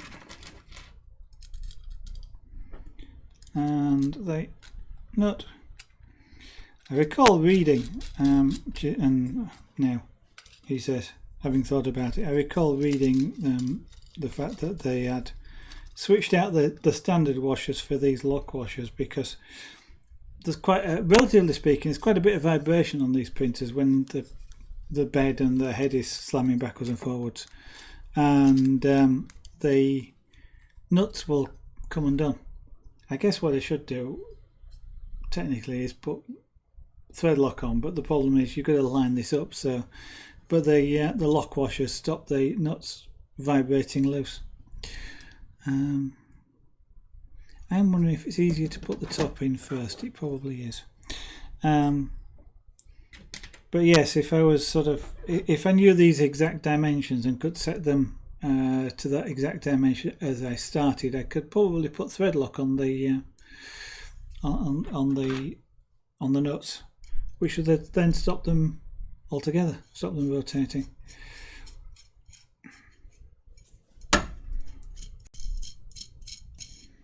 So that way around, just needs to be enough to poke up through the top for the moment anyway.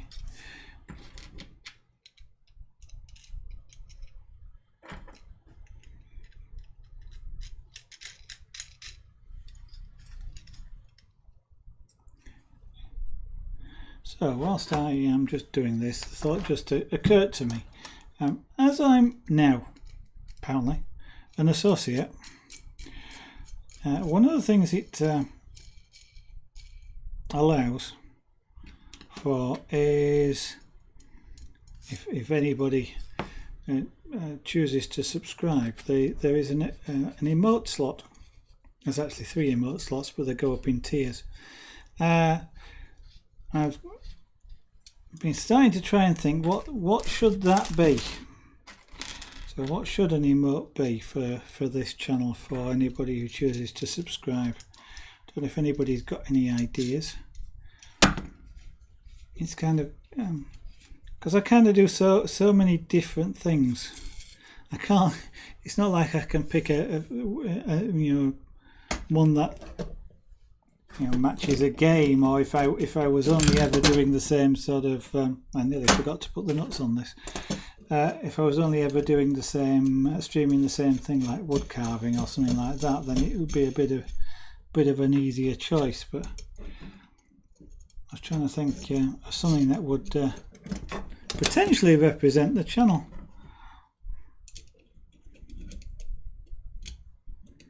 Not really come up with anything yet.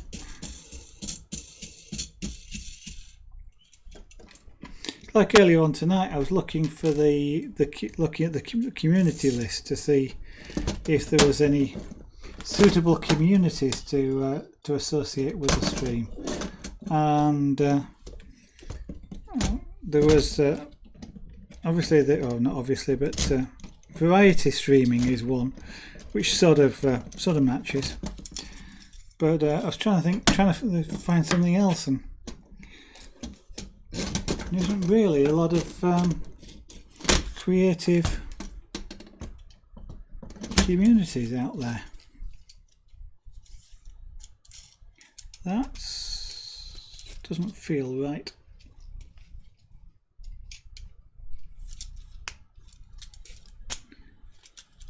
That feels a bit stressed. It's a bit tight.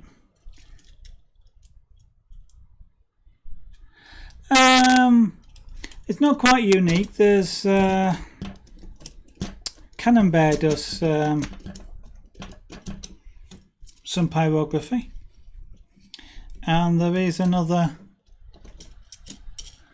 I have seen another one around. I can't think who it is now, but I am aware that Cannon Bear does quite a bit. Oh, the Art of Burns.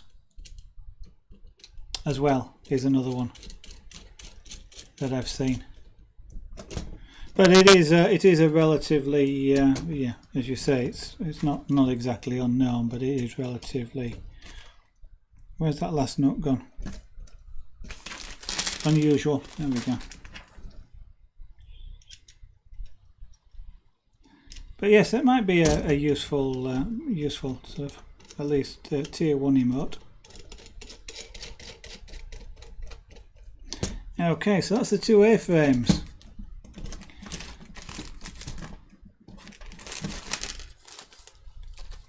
So what I need to do now is make crossbars, apparently.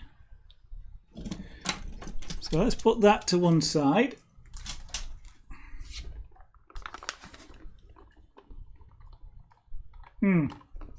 That's nice. A thermal mug. It's got ice in it and fizzy water, and it's really cold, which is nice. Right. I'll put that further to one side. So for this, I need 2 330mm rods, and no, I need 4 of those, and 2 470s. I'm betting they're 470s. Yep, 470s. And I'm betting these are the 2 of these are the 330mm rods. I think 4 of these, 4 of these. 330mm, yeah. It's kind of odd. I'm comfortable in either inches or millimeters.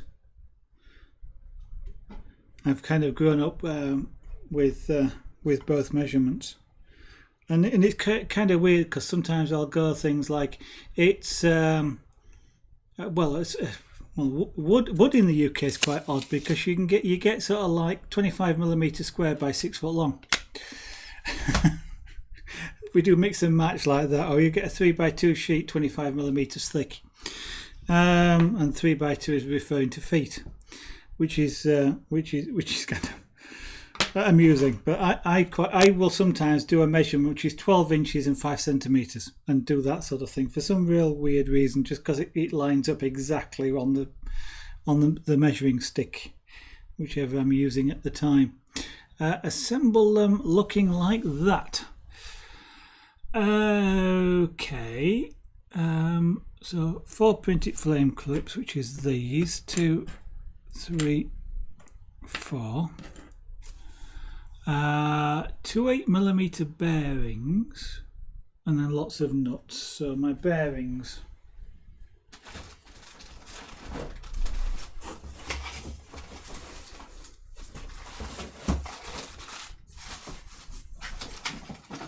okay, I've got a bag of bearings around here somewhere.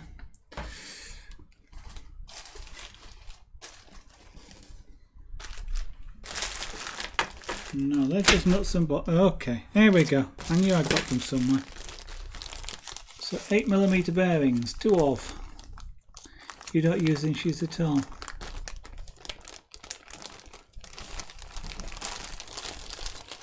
Okay. So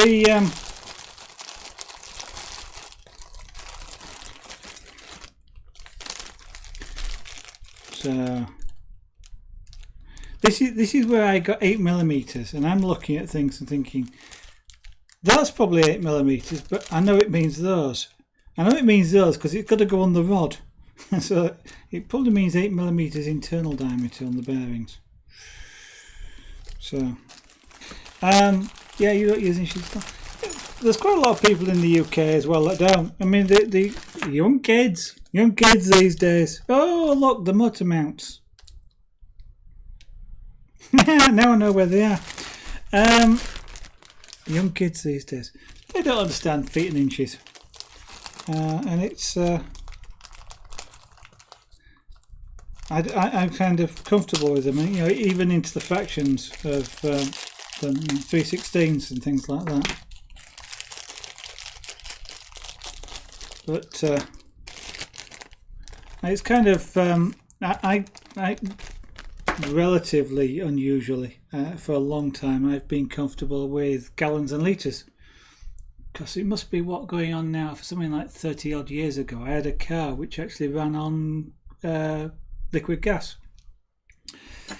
At that time, even when petrol was a lot cheaper, the liquid gas was about a quarter of the price of petrol.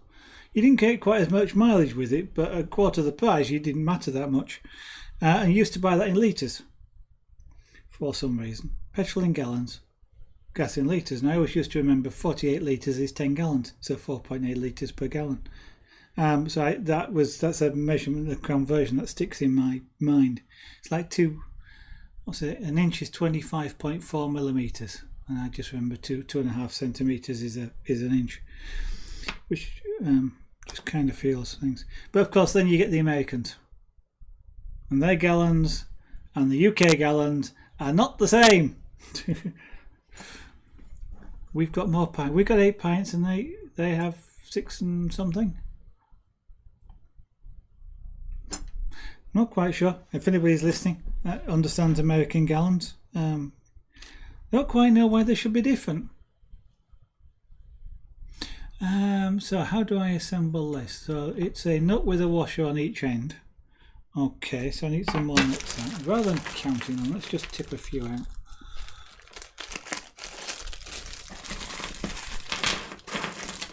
Of course, back when I was at school, we learned not only feet and inches, but rods, pearls, perches, acres, chains, fathoms.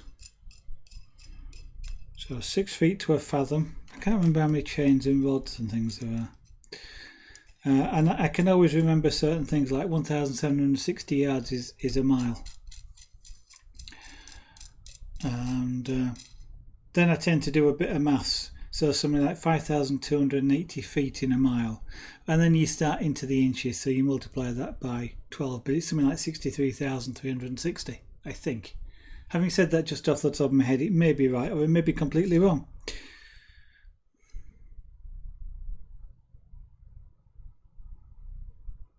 Yeah, well, generally speaking, of course, when you're in America, it's American gallons. When you're in the UK, it's UK gallons, although we use litres these days for things like petrol. When you're in Europe, it's probably going to be UK gallons. But you get some places, it could be a difference. It's like, because one of the things that you see with cars, for example, you'll see miles per gallon, and in the UK you get more miles per gallon for 1 gallon. But it's exactly the same measurement that you would do in the States. You know, the States have, because it's a smaller gallon. So you kind of do have to be a little bit careful, I guess, when you're reading things like that. But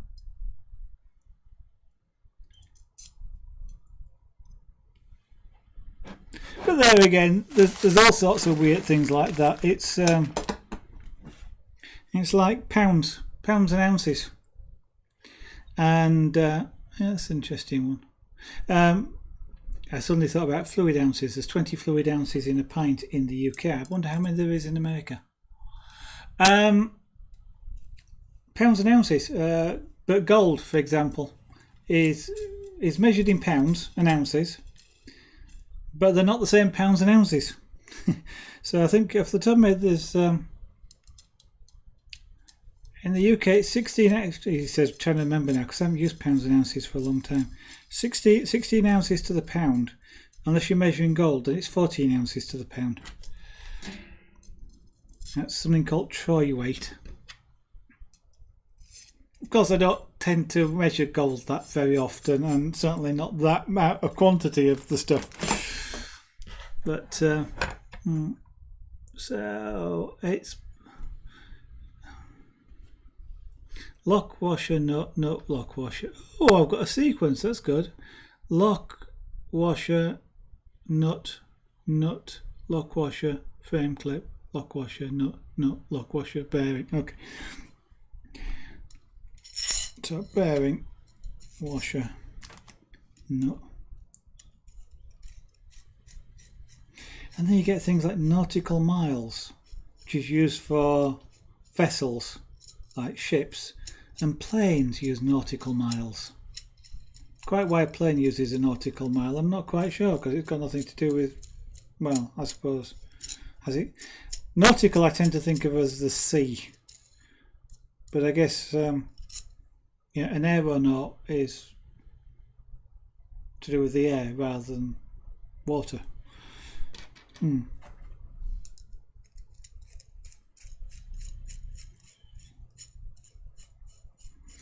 And then the sort of talking about measurements, I kind of always remember UK bag of sugar used to, well, these days is a kilo, and a kilo is 2.2 pounds because it's a bag of sugar. So I always kind of remember that one. But then when you come to pints and litres, a litre is roughly a pint and 3/4. I think it's 1.67 off the top of my head, but it's kind of you sort of get one conversion factor in your head, and then it's a slightly different one for something else. I'm going to put that on the end of there, and it's going to drop off if I'm not careful. But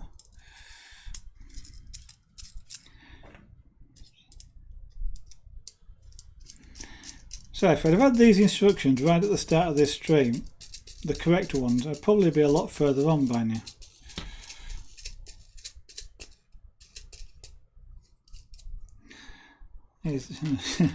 Just thinking then, this is a bit like those, what are the fidget spinners type of idea.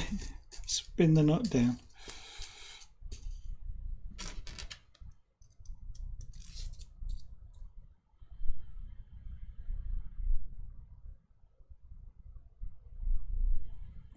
Yeah, but the difference, well, I don't actually know what the difference is between a nautical mile and a land mile. I don't think there's a great deal of difference, relatively speaking. I mean, a knot speed is 1 nautical mile per hour, and sort of the knot sort of makes sense, I guess.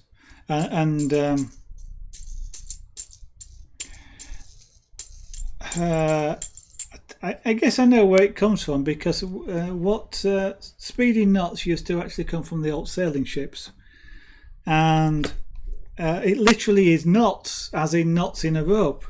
Because what they do is they'd have a long rope, knots tied at equal intervals, and with something on the end that would float, and they sort of throw the floaty thing over the end and count how many knots went through their hands in a particular time, and that would be speed. So many knots per hour or per minute, or and do the calculations per hour. So you got speed, knots per, and literally comes from knots. And therefore, I guess a nautical mile would be, if you know how many knots there are, how far apart they are, I guess you could come up with a measurement for nautical mile, and it's probably close to a mile, because they'll have done the nearest number of knots to that distance, type of thing.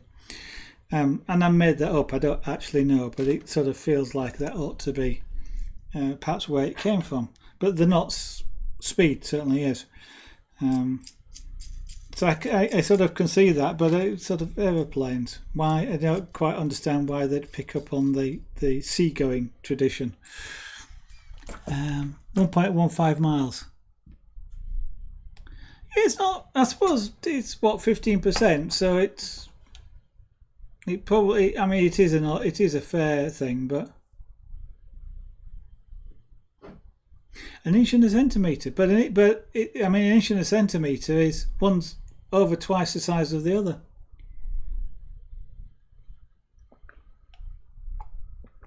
That's where it sounds like it should be small, but it's actually quite a large difference. So I've got to do another one of those, and then right.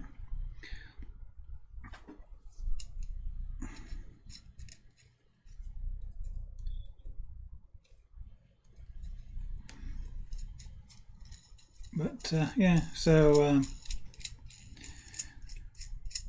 I mean, the things that always, I mean, the measurement that catches me out really is grams, because I can remember, or I think I can remember, which is perhaps more accurate, being in school, in sort of the chemistry lab, where you'd have the really sensitive scales, and you'd have the little tiny weights where you'd tweezers to pick them up.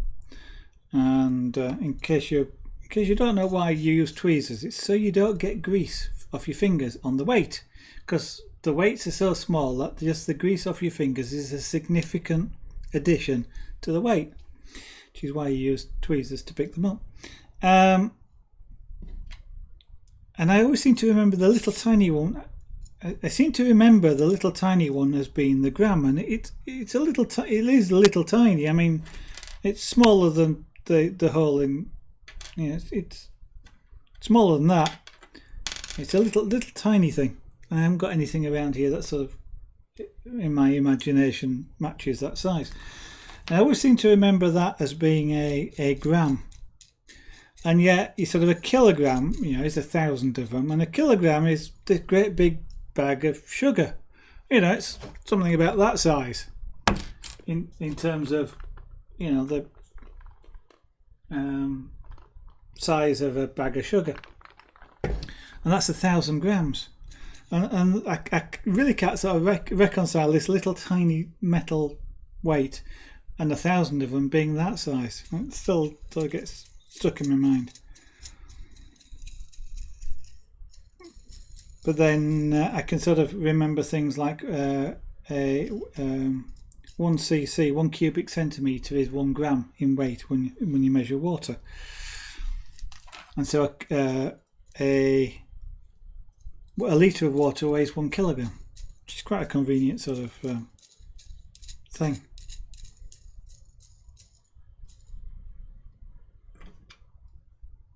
And 1 drop of water is often 1 cc or milliliter. Is it milliliter? Cubic centimetre. Yeah, milliliters, not cc. Cubic centimetres are different things. God blimey, 1 cc. 1 cubic centimetre. At this point, I'll stop talking because I'm now trying to think. I'm going to get myself all confused between millilitres and cubic centimetres and. Yeah, I know, specific weight and densities and mass is not equal to weight and things like that. But, yeah,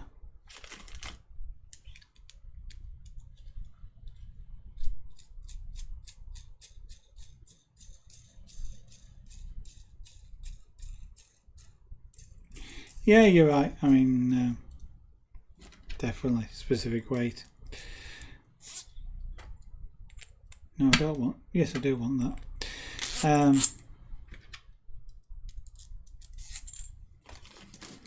That's why lead is. Any given size of lead is heavier than some other metals. Ah dear, that.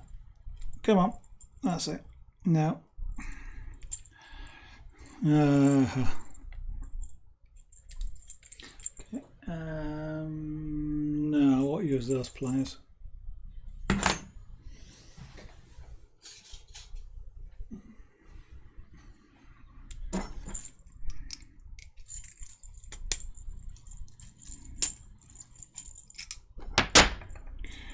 The thread on this end, the end of this rod is obviously slightly damaged.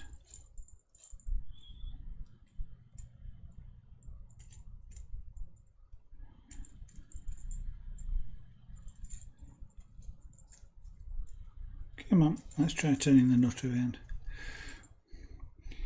When they cut this rod, I don't know if they cut it with a saw or cut it with like bolt cutters, but it damages the thread on the end. Beginning to wish I had gone and found a die so I could just recut the thread, but usually if you can get a nut on it, you can usually you spin the nut on and off a couple of times and it cleans up the thread.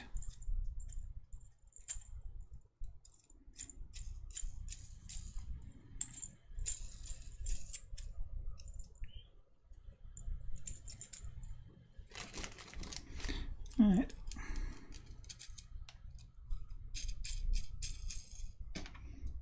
washer, and a nut and a washer. Yeah, when you if you're using threaded rod, don't grab it with a pair of pliers like this, or put pair of grips or anything. If you really need to grab hold of threaded rod, because trying to hold it with your hands is painful, even if you can do it, because it just spins. What you need is something like a thin piece of copper or a piece of lead or any sort of soft metal, and it has to be softer than the rod. Sort of a sheet of it, wrap it round, and then grab that with your pliers or your grips or whatever, because what will happen is the thread will damage the piece of metal, if you like, because your tool jaws are stronger than this, and they'll damage the thread.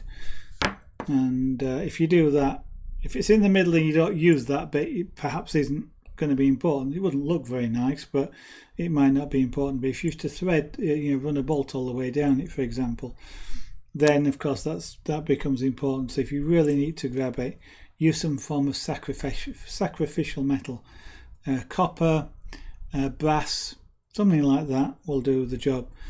If it becomes really necessary, even something like cooking foil, tin foil, just fold it enough times so you get a fairly thick wad of it wrapped around, so you can then grab it with things. And when you take it off, you'll find that there's the screw thread is embedded into the metal, but it doesn't damage the thread.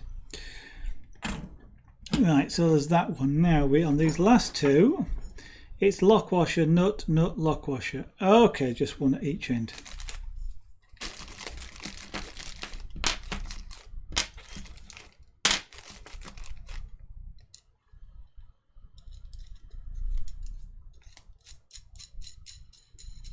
One other thing with bearings as well, by the way, this bearing at the moment is loose, which means it's not doing its job. Both sides of a bearing, both the inner and the outer in this particular case, should be held solid in relation to what they're in. So this should actually be tightened up so that the lock washers are tightened against the inner race, as it's called, and the outer one then is potentially, I don't know if this one is used as a running surface, but the outer one is either held in whatever this thing is supposed to spin in, or if it's actually travelling on that, then it's loose. But at least one side of one race of a bearing should always be held solid. It shouldn't spin on this shaft. That would wear out the inner part of the bearing. Complete trivia there, really. Engineering trivia.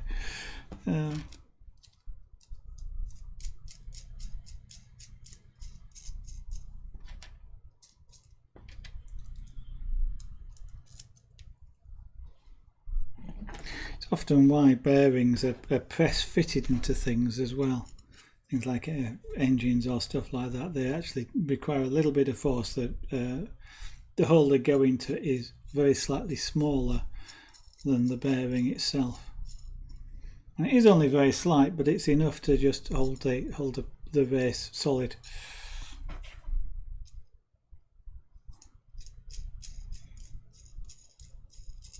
It's the balls inside the ball bearing which is supposed to spin, not the metal races themselves. So that's those bits done there like that. So next thing, big title, which says putting it all together, and that literally is what we do now. So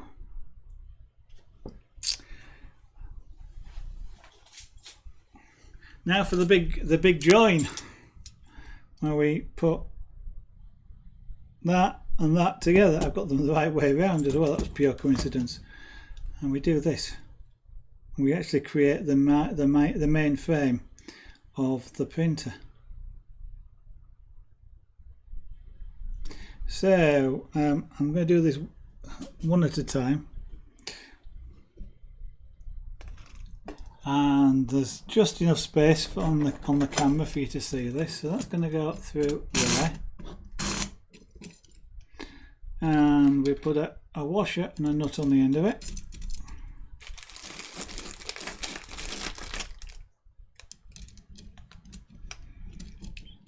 So whilst I'm doing this, I don't normally build 3D printers on stream, as you probably gather if you've watched this from the start, because it took me rather a long time to get started to work out what I was supposed to be doing. On the end of here goes the two Z-axis motors, so I gather these need to be sort of in a fair bit, but normally I do some form of art or crafting on stream. Should I put the other one on first? Yes, and I'll take that washer off the end of there because it'll fall off otherwise. So usually I'm doing something like pyrography or wood carving or scraper board, punchcraft, jewellery making, chainmail stuff, or bead making or something like that. And I'm now in a new studio, which means that I can also do things like airbrushing as well, because I've now got the space. Like, the fact that I'm building a 3D printer is because I've got the space to actually build it. In my old studio, I could not have fit this on the studio space, never mind built it. Well, having said which, I did no, I was going to say I did build the remote control truck and trailer, as I mentioned, but I actually didn't build that in the studio space. I built that behind the studio in a different space which was bigger. Actually, that's another thing I need to finish at some point, is I've got the tank to finish. It's probably going to be a better idea if I put the bottom ones in as well first and then put the top on it. So let's do that. So this goes into the top. So let's take the washer off the end of there. So these go there, like that. Put a washer on the bottom and in. And this is where it gets a bit awkward.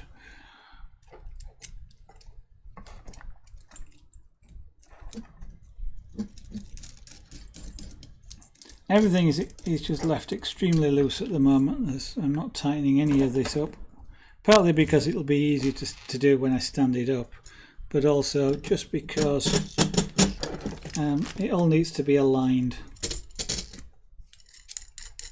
and all the distance is set accurately and things like that. So have I got any more washers out? No, I don't.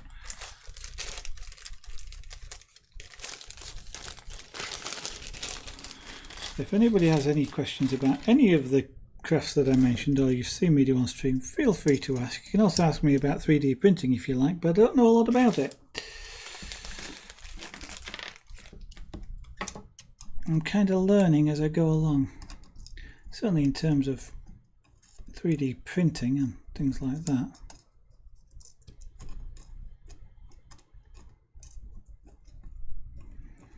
But it is something that's sort of, another 3D printing is one of those things that's fascinated me since I saw it.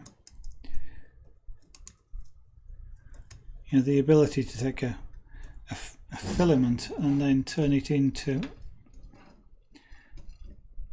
an object, a three-dimensional object,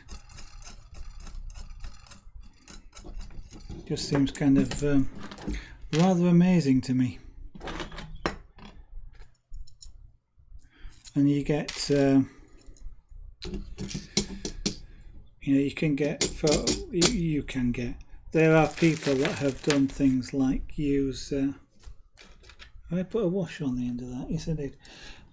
Done things like put a clay extruder on the end, instead of a filament extruder, done things like a clay extruder, and therefore, you know, they're being able to create vases and clay-based objects that would otherwise be impossible to actually sort of throw by hand in any shape or form. And that sort of has been quite fascinating to watch some of those experiments take place. You can see them on YouTube. People doing things like printing food as well, chocolate for example. 3D printing chocolate. So you can have all sorts of fanciful shapes.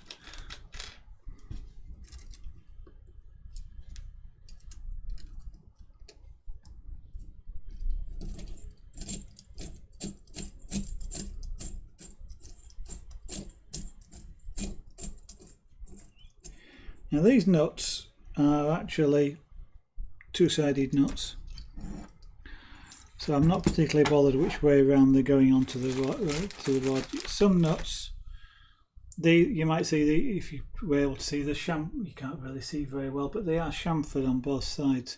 Some nuts have a flat side and a chamfered side, and the flat side is what would normally go against the surface, because it provides a better grip. Okay, Laser, have a great evening, have a good night. I was about to say I probably won't be going on for very much longer, but I don't actually know how long I'll go on for, because this is quite good fun doing this. So I may go on a bit further, but it'll probably be next weekend before I do any more on the printer, so feel free to drop in again. But thanks for joining the stream and chatting. Nice to see you around again.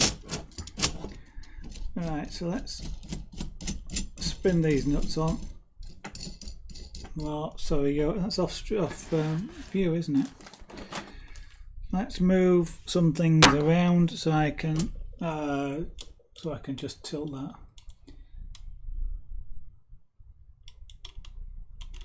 I'll just tilt that for the minute so you can see what I'm doing.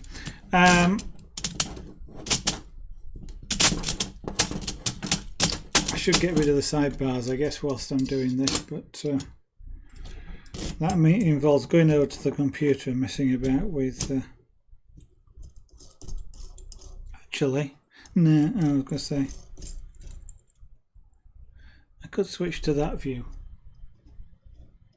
Yeah, so you lose me, but you're not losing much. At least you can see what's going on.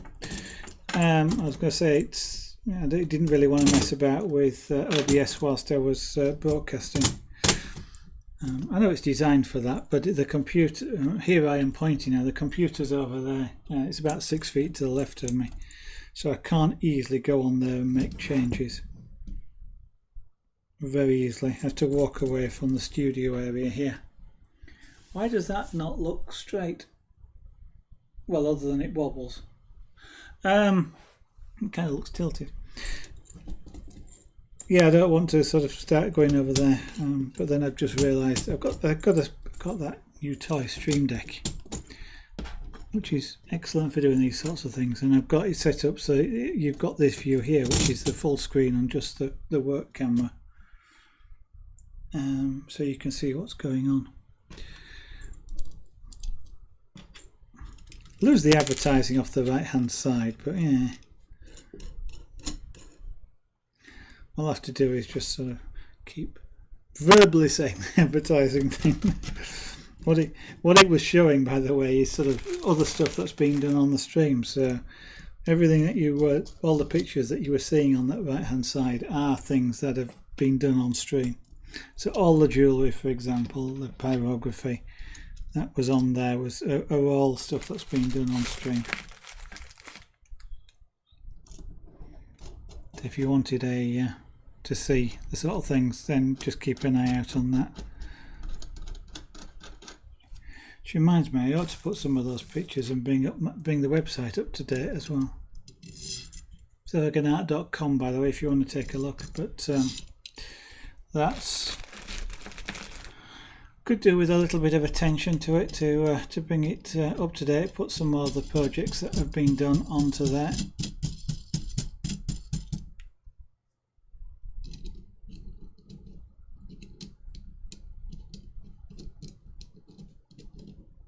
Okay, that rod end is a bit awkward. If you ever have a problem putting nuts on a bolt or a thread, by the way, one of the tricks, if you didn't know it, is to unscrew it while pushing it against the end lightly, and that will tend to seat the nut properly so that you sort of unscrew it a little bit and then you can screw it on, and it doesn't cross thread as easily. So what we've done now is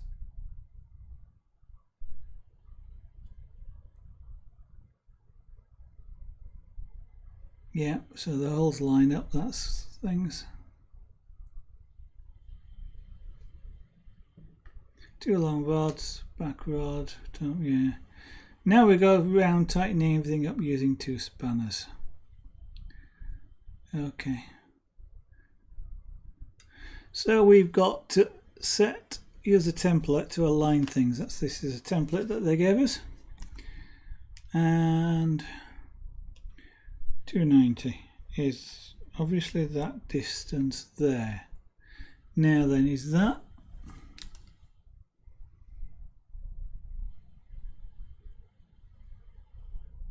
between the faces of the vertexes on the triangles are 290. Okay, so that has to slot in there, which you can't see now because I've got to get this to go in there, and this one go in there. So that we start by making those that size to do that.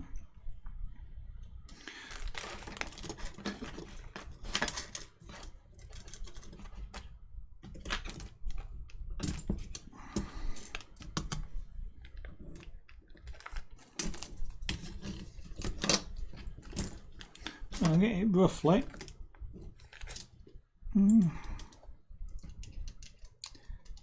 Okay, those are quite.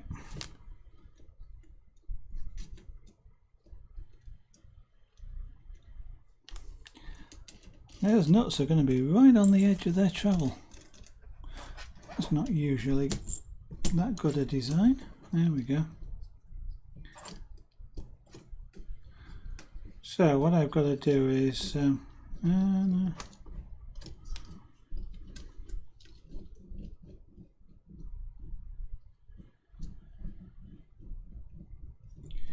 yeah, that's still not quite long enough. These nuts are right on the edge of the threaded rod.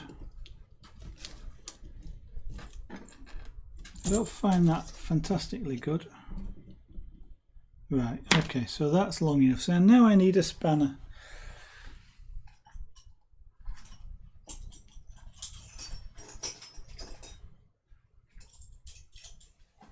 So let's see if I happen to have one that will fit. These are metric spanners, so that's not a good. These are not metric spanners. These are imperial spanners. So that's not a good thing anyway. But I'm not about to just go into the garage to get out a set of spanners. I will do that for the next time I do some more work on this. But so I'm going to cheat for the moment and do something really bad, which is use a spanner which is of the wrong size. It's close, but it's of the wrong size. Right, so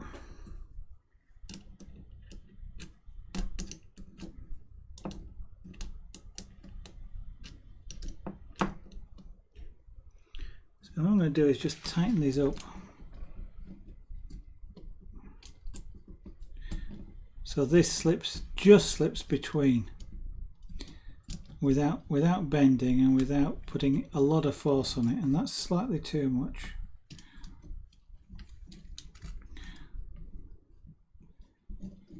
Okay, so that, at least for the moment, actually it wants to be a bit tighter. There. I just realised that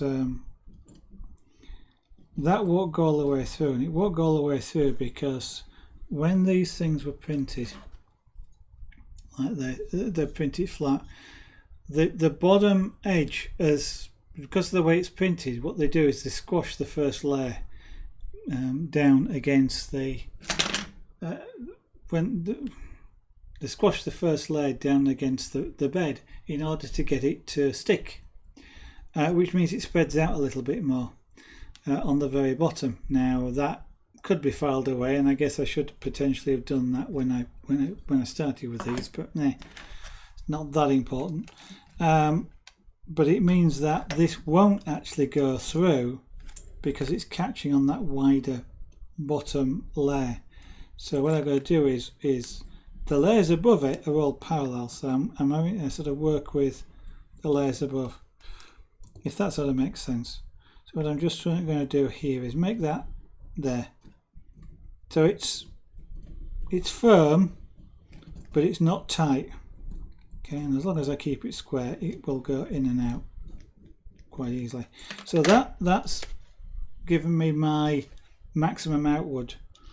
So what I'm going to do now is just tighten these nuts up here, and I should just be doing, and I should hold the other one with a spanner when I tighten it up properly, but in actual fact the lock nut will do the job for me. So I've just tightened them up a little bit. Now that's got looser because in tightening this up I've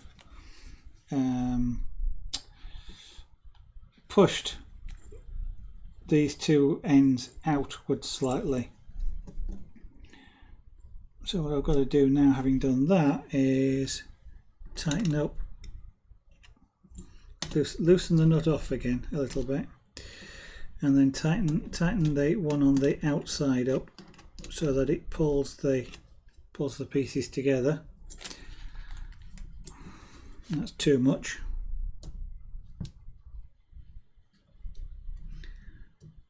Now how accurate I need to be doing this, I don't know, but I'm gonna treat it as though I need to be reasonably accurate, because I think, you know, the more accurately the frame is square and together, the more accurate the better the chances I've got of getting an accurate print out of it.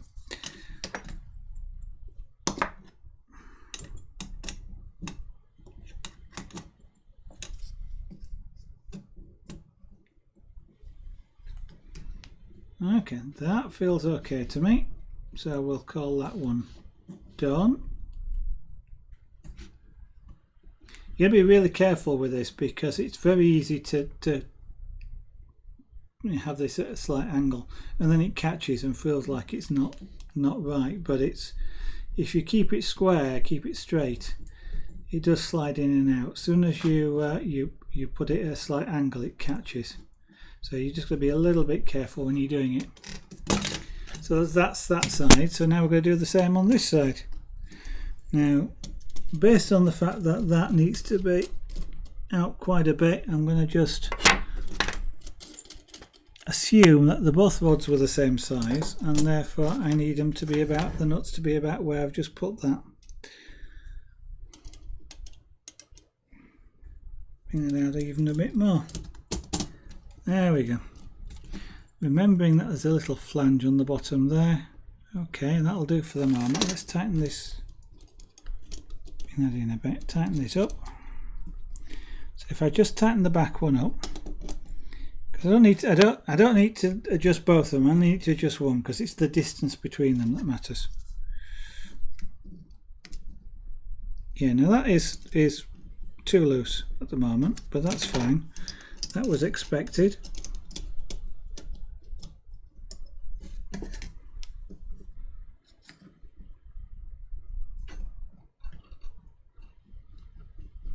And again, that's not bad.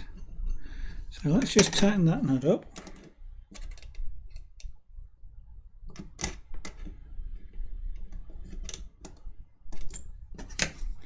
And check it again. These parts will also compress slightly, I'm guessing. Now that's a bit too...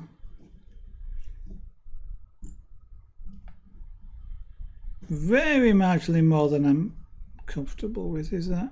Yeah, and it's sitting okay. Alright, I could do with it being a little bit looser.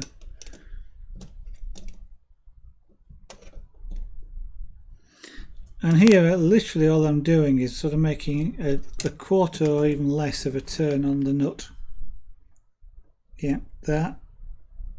No, a bit too much.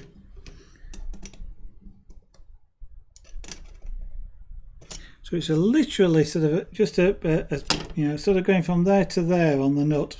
Just that amount of difference is making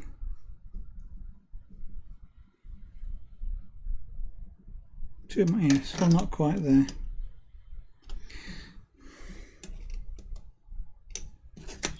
What I don't want to be able to do is to rock this template here backwards and forwards in the gap. I want it to sort of, I don't want to be able to do that with it. I'm exaggerating here, but I don't want that to happen at all. So if it sits in there nicely and doesn't move, but it's not tight, then I've got the exact distance I'm after.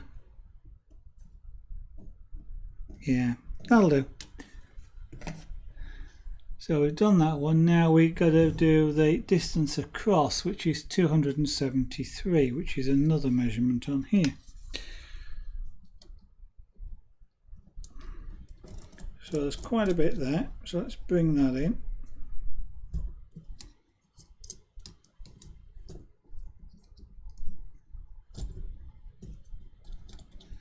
Now I'm adjusting both sides at the same. Not at the same time, but I'm adjusting both sides because what I want to do is to roughly have the rod protruding out the sides the same on both sides.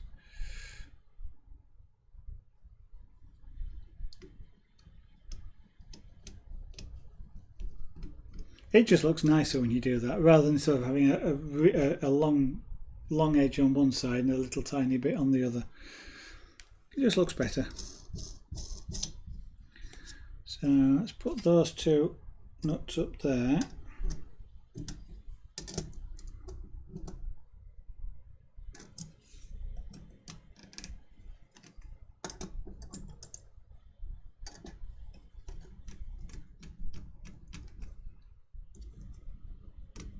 So again, as I'm tightening the nuts up, I just keep checking that hasn't got any tighter. What I'm really doing is tightening the two nuts against each other. Whilst that is sort of tightening down on the plastic, it's a bit like putting two nuts together. They lock against each other, and that's kind of what's happening with this. But that looks okay there, and the nut, yeah. I don't want that rod to be able to spin, and that's what's happening there. It's not spinning, which is good. So what I'm going to do now is do the same thing on the bottom.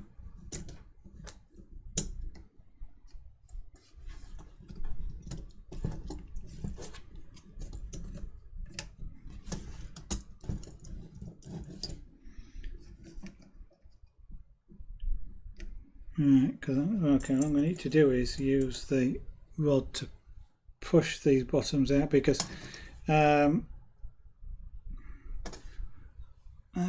probably the top that's holding that. Let's loosen these off. These 2 feet being the right distance away at the bottom and at the top here will tend to push the two sides up towards each other, away from each other. I want them, the idea I guess is for them to be square.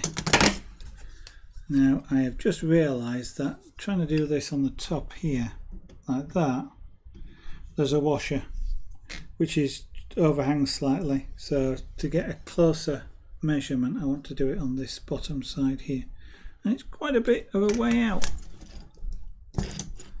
Let's make sure that everything's loose up here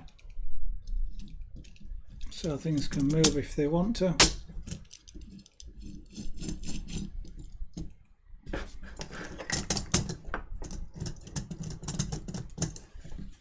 Yeah, and it looks like what I'm going to need to do is use these nuts on there's no washer on that.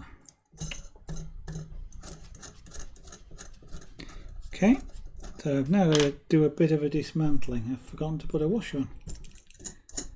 It's Not too bad because I don't have to take the whole frame apart. All I need to do is just ease that rod out of there by making sure there's enough space on that nut, and then I can insert the washer.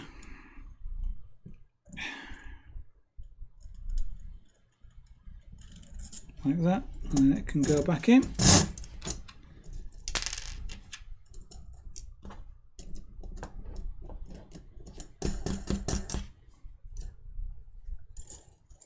Again, I'm trying to keep the rod roughly the same distance on both sides.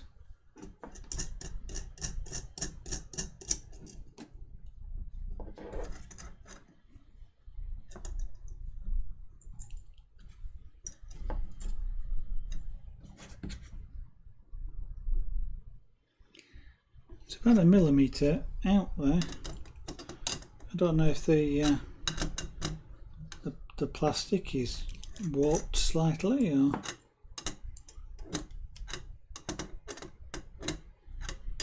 just somehow about how it's gone together.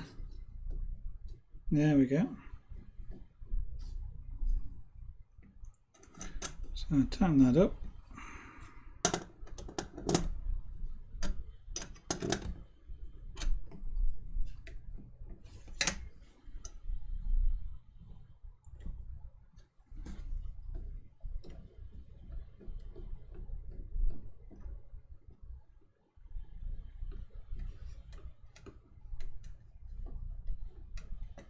The ideal way of doing this would be almost to have this, it doesn't quite drop out, but would if you breathe on it almost, and then you'd know it was exactly the right distance to match the gauge.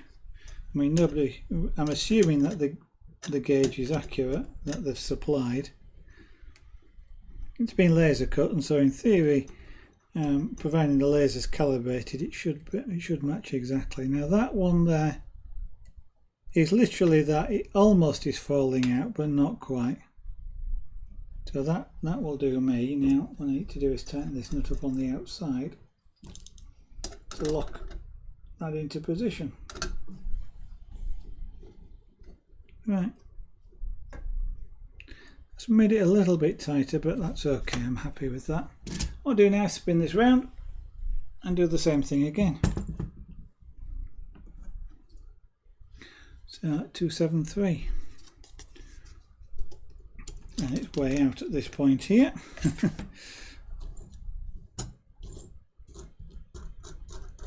Give myself some room on those nuts.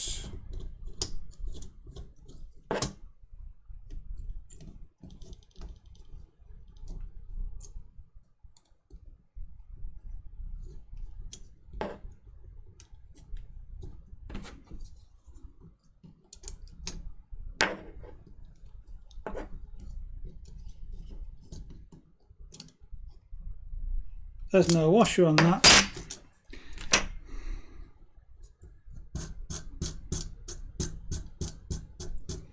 Not quite sure how I managed to do that. I've not got one on the bottom either.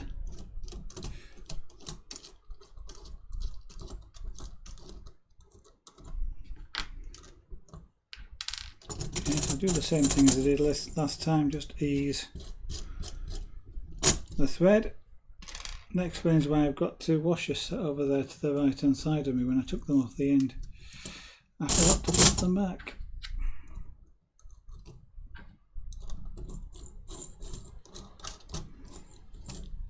Okay, and before I go about sizing this up, let's put the washer on the bottom first as well.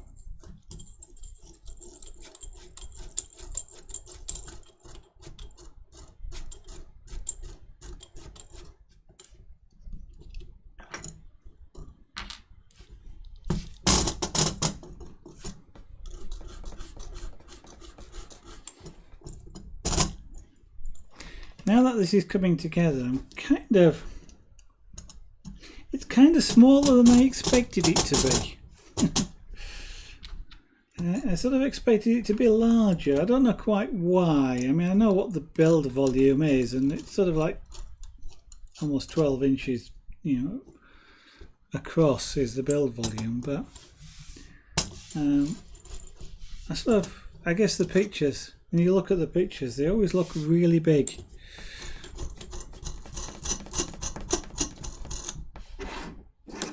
Right, so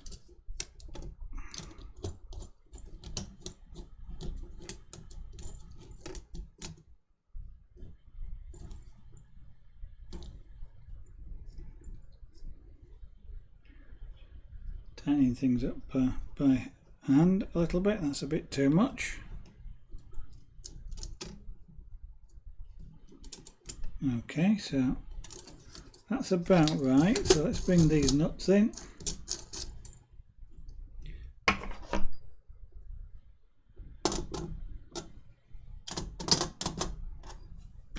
And then test it again.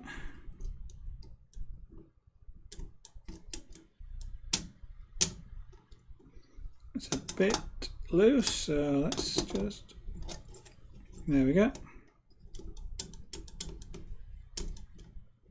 Yeah, I'm happy with that.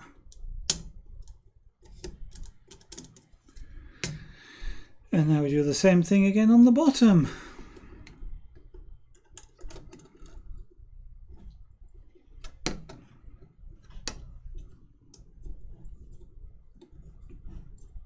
Other than keeping the rod centered, it actually doesn't matter which nut I adjust.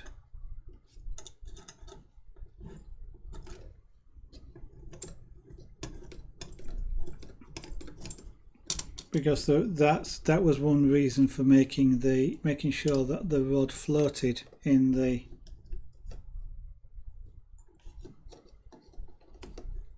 plastic that you saw me earlier doing the filing. Because then if the thread had caught on the plastic, the rod won't slide inside it, so I'd have had to ended up adjusting both nuts each side individually. If the rod will float inside, what I can then do is just adjust one side of it, because the rod will sort of center itself. If that sort of makes sense, it'll pull through and center itself, and I don't need to adjust both ends. I'm turning that the wrong way. I want this to get slightly smaller, not bigger.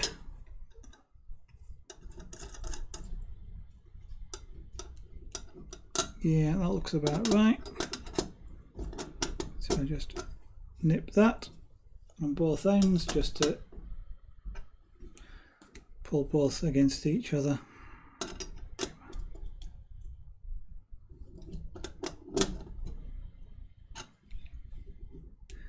When you're doing that, you should be tightening up just enough so that you start to compress the what do they call these things?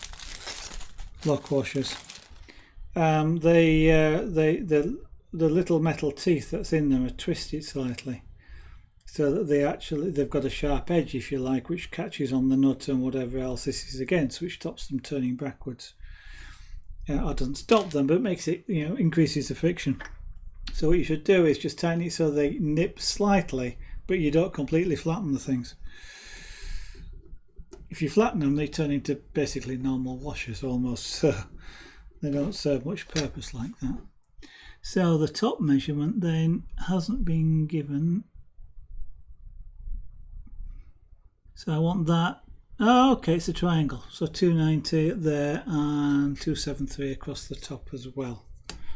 Okay, which of course makes perfect sense.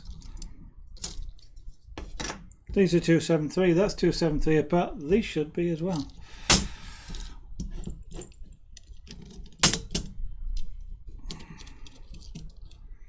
Now the only problem is these need to, I need to really try and center the rod if I can at this point, because I've got the two stepper motors to go on each side.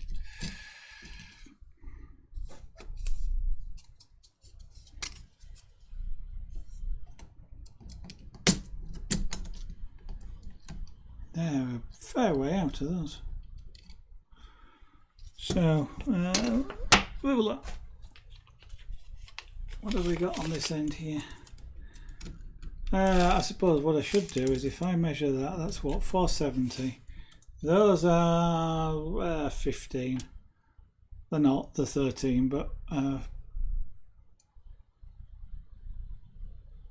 yeah, if I do 50, that's 30. 470, 470 minus 30 is 440. Half it is 220. That doesn't. Four. I've got. That's, yeah. Start again. 470 minus 30 is 440. The distance I want between them is 273. So 440 minus 273 is 30.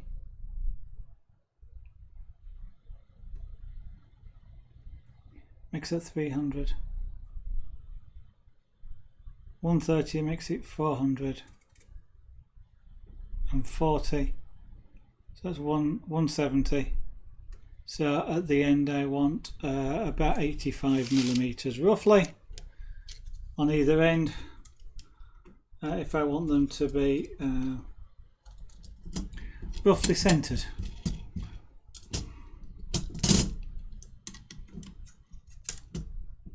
So about 80 and that one about 80 and the distance between them to be about 270. So about there and about there. So there you see, you even get into maths when you're doing these sorts of things. I guess it doesn't matter too much as long as there's enough. And that actually, I'm looking at that and thinking one looks longer than the other. So that's what, 3 1/4, and that's 3 1/4. Oh, okay. And that's me switching from, that's a 3 1/8, isn't it? That's 3 1/4. Actually, that one's longer than that, and that looks much longer to me. But that's me switching from metric to imperial. Okay, they can go in quite a bit.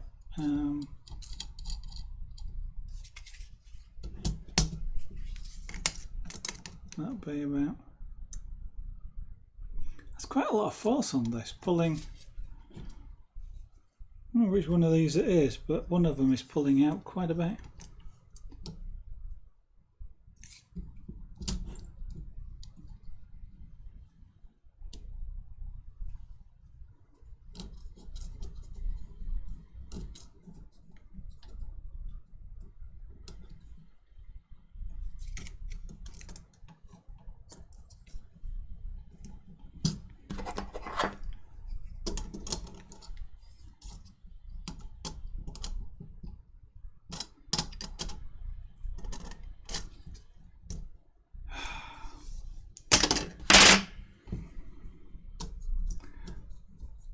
Here we go again. There's no washer on there.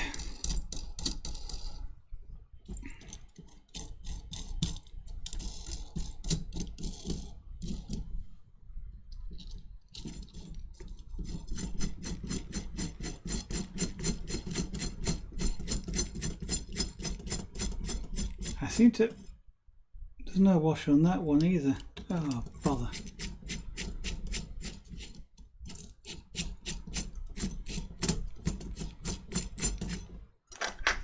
I made a right job of missing out washers.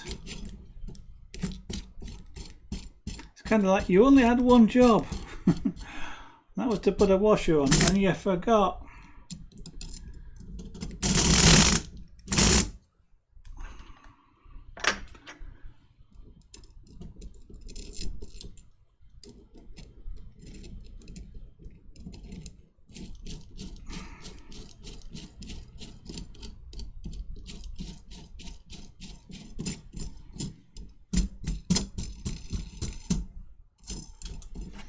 So let's make these roughly equal again. Let's say about 3 1/4 or something.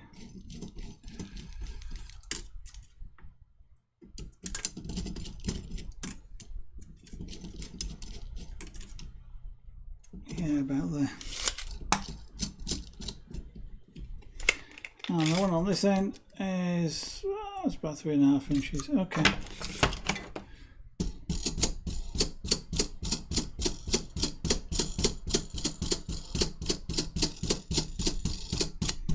And before I adjust that one, let's fix this one.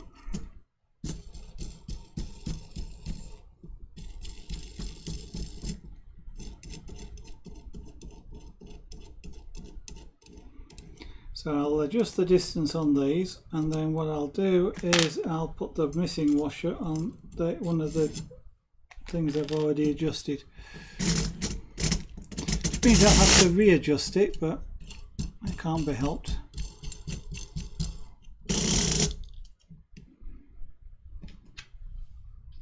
The washers are here for a reason, so I don't want to skip them.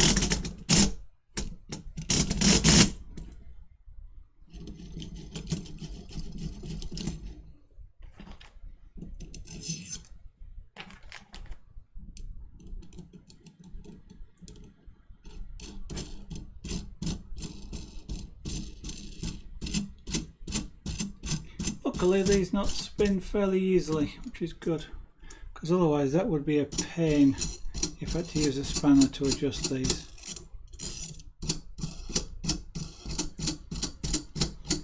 Now already this frame is quite rigid. It's not right yet, but it's quite rigid. Okay.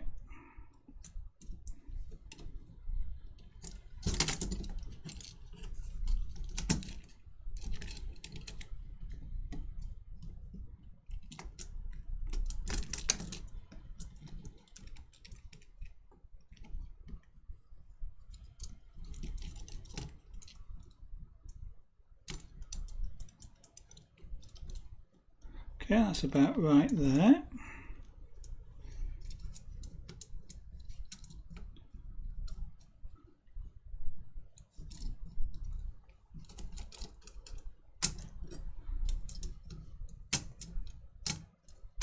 That's what I mean by that's virtually perfect. It sort of sits and then just a slight tap and it drops. So that's that one's right. Turn those up a little bit and check that, and it might change when I adjust that side. So shouldn't, but it might do because it twists slightly one side to the other. Now they're roughly the same size. That feels about the right position.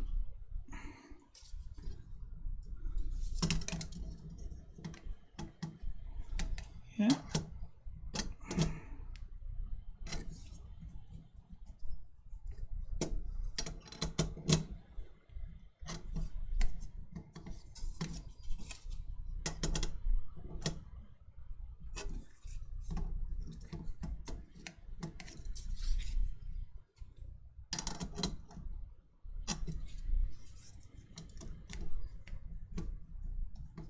That will do nicely, I think. So now turn it round again, and we'll now put the missing washer back in on this one down here. I've forgotten the washer out of there. If I'm lucky, I can do this without too much need to readjust it, but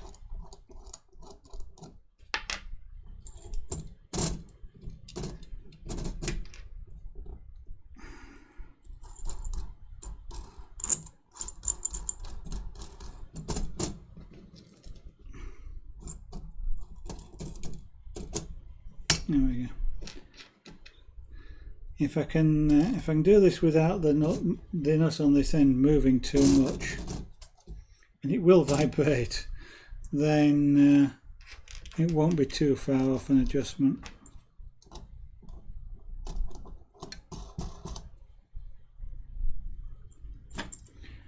So we'll tighten that side and we'll adjust it off this side here.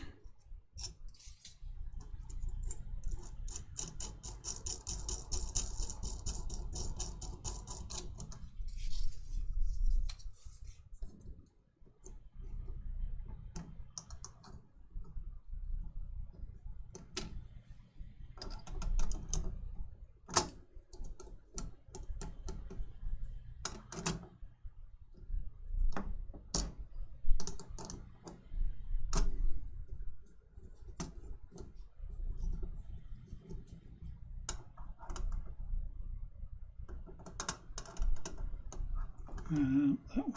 Sometimes you have to think which way these things go. Right, that's that fine there. So the next adjustment is this one up here. That needs to fit in between there. As it fits in between there, like that, this being a triangle, means that that's got to fit in there as well. So these need to go up quite a bit.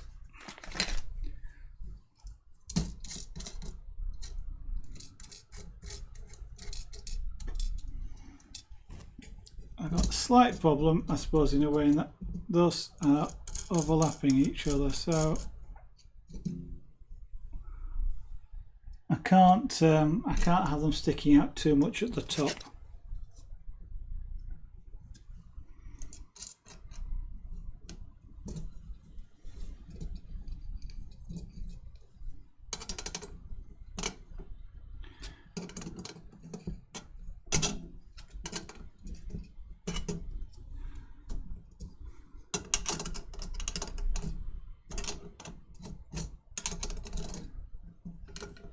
Alright, well, we're getting further. What I'm going to do is just finish sizing this for tonight. I'm not going to do any more after I've sized this. So I'll size the frame. Right, that now fits in there. It's a little bit loose. So let's just start by tightening that. Not enough. Okay, tightening it down a little bit. Remembering I've got a flange on the edge of there. So whilst it won't go in like that, that's because of the flange, so just move it over slightly and it still won't go in. That's because I was sat on the washer. Also got to be careful of that. Now that's a bit too...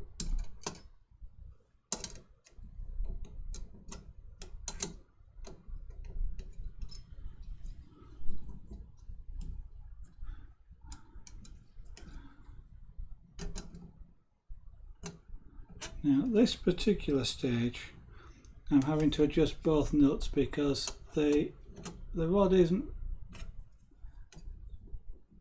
Well, that's close enough for the minute. The rod isn't running very well in this piece of plastic, so I'm sort of pushing it this way when I tighten that nut and pushing it that way when I tighten that nut, but if I loosen them off it doesn't recenter itself, so that's okay there. And I'll now do more or less the same thing on this side.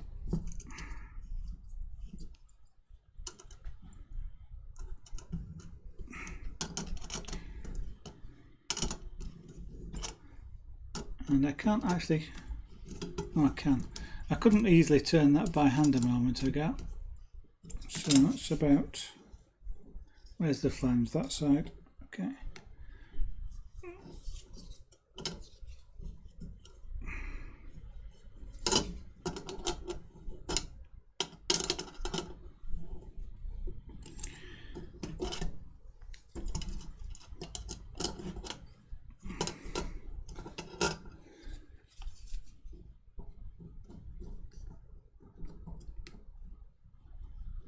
Close, but not quite. So I'll loosen that nut off there. An extra bit of a turn, that's too much, as I thought it would be.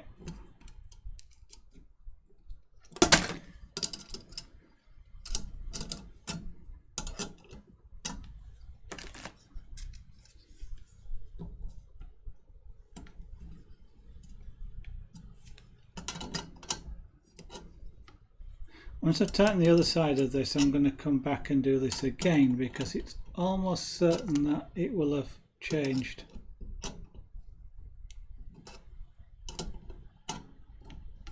There we go. That'll do for the moment on that side, so we'll spin it around and do the other side.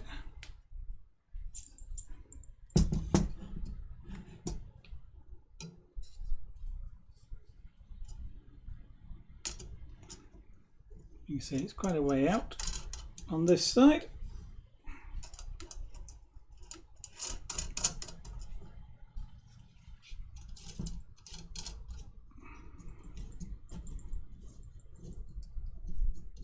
So one of the things that doing this does as well is it's pushing this over the center.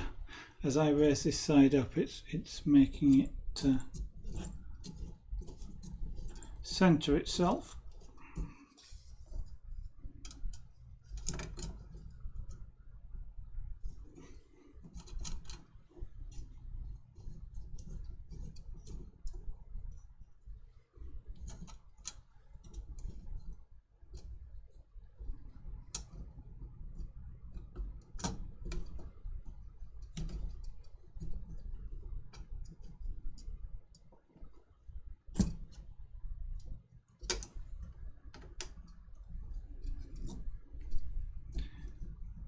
Provided the rod moves in the plastic, you can do this with your fingers. It's you don't actually have to use a spanner to do it. So that one's not bad.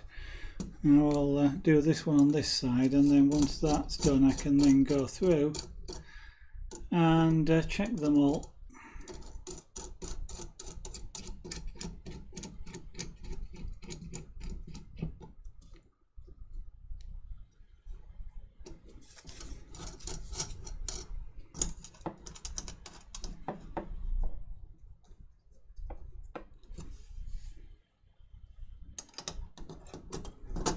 I'm adjusting this one on the, well, I'm not adjusting this one on the bottom. What I'm doing is pulling the rod down.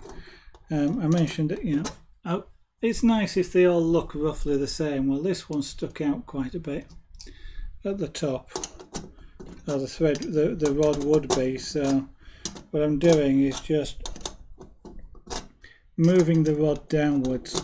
Now I've got to do this with a spanner because this rod is now quite tight. In theory it shouldn't be, because the all of this should now, you know, the geometry of all of this should now be the same all the way around. But I guess, you know, bits of plastic, the plastic is not perfect. The rods probably aren't perfectly straight either.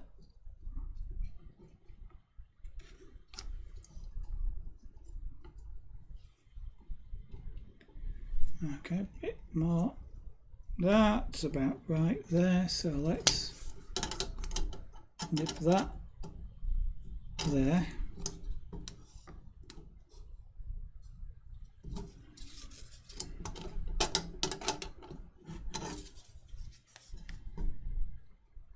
As you tighten the nuts up like that one I've just done, that's gone loose than I wanted it to do, so one of these needs adjusting.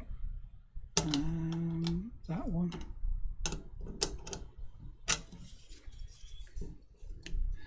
And this is where you're starting to remember which way tightens it and which way loosens it. There, that's okay there.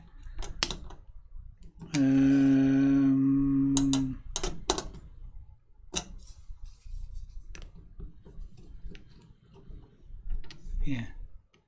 So turning it that way on the top here loosens it, doing the same thing on the bottom tightens it. So you have to think. Right, so that's okay. Let's check that. That's a little bit too loose. Oh, sorry, a bit too tight. Yeah, that'll do. As you tighten at one side, as say things like little bends in the rods, plastic which isn't quite square, all cause the adjustments to move slightly.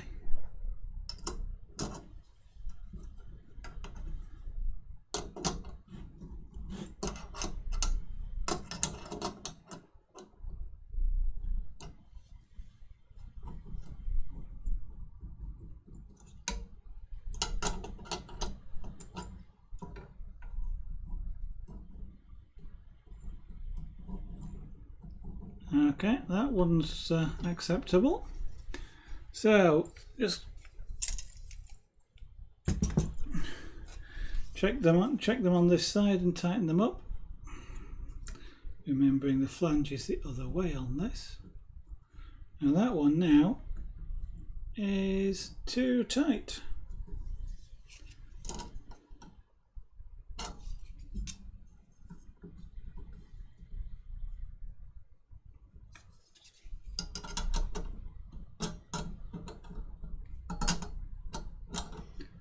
So loosen that off, push that up a little bit. Is that tight on the bottom here? Which way tightens it? That way. One of the annoying things that you come across when you do these sorts of things, because you're working with threaded rod at both ends, is you'll get it just about right, and then you'll go to do. Oh, that's on the wrong side. You'll go to sort of just tighten up the nut on the other end, and forget that it tightens in the opposite direction to the one that you've just been using, and you loosen it off, and at that point all your adjustments have just gone out the window. You have to start again, and that gets really irritating when you do that. So perhaps not a good idea to start and do some of these things like this when you're tired. Right, so and again this one is loose. I can get it in by bending the wood, but that's not the idea. So I need to bring this up slightly. Make sure this is tight. So I only adjust one end of it. I don't end up having to adjust both.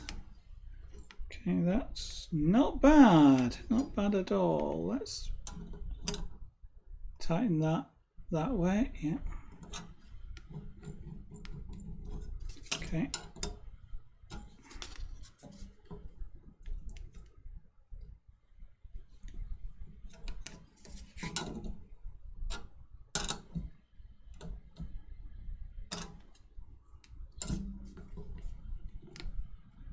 That'll do. There we go.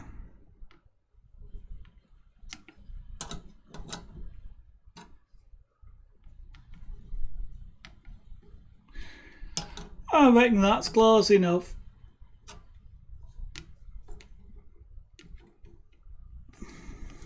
What I'll do, well, I'm not going to do it now, but what I will do is I'll take a couple of spanners and I'll just turn those against each other, just to compress both of the springs slightly. They're spring washers. I call them spring washers. They call them lock washers. I don't know if they're just different terminology in different places, but there we go. That is a RepRap Pro frame built and sized and adjusted. It needs us pulling it slightly, tightening up slightly, but we are on our way. Next part of building this will be something called the Z motor mounts, and the Z motor mounts go on the end here. There's one on each side, and they raise and lower the print head, I guess. Z-screws, yeah, must do, because the print bed doesn't go up and down like it does on some printers, so the print head must on this one. So you get a Z motor on both ends. They work in parallel, work in conjunction with each other, so they raise both sides. Now, generally speaking, trying to get two motors, these are stepper motors, so it's a lot easier with stepper motors to get them to be perfectly synchronized, but generally speaking it's not necessarily a good idea to try and raise something in parallel using two motors, just because you need to make sure they are really synchronized, otherwise it twists and bends. So that's why a lot of printers use just a single motor and transfer the turning from one side to the other using a rod of some kind and gears, so you know the two sides stay in step that way. So on this one though, there's a motor that goes on each end. There is then a motor which goes at the back, or whichever one's the back, which drives the thing in this direction. This direction, which is the X direction, and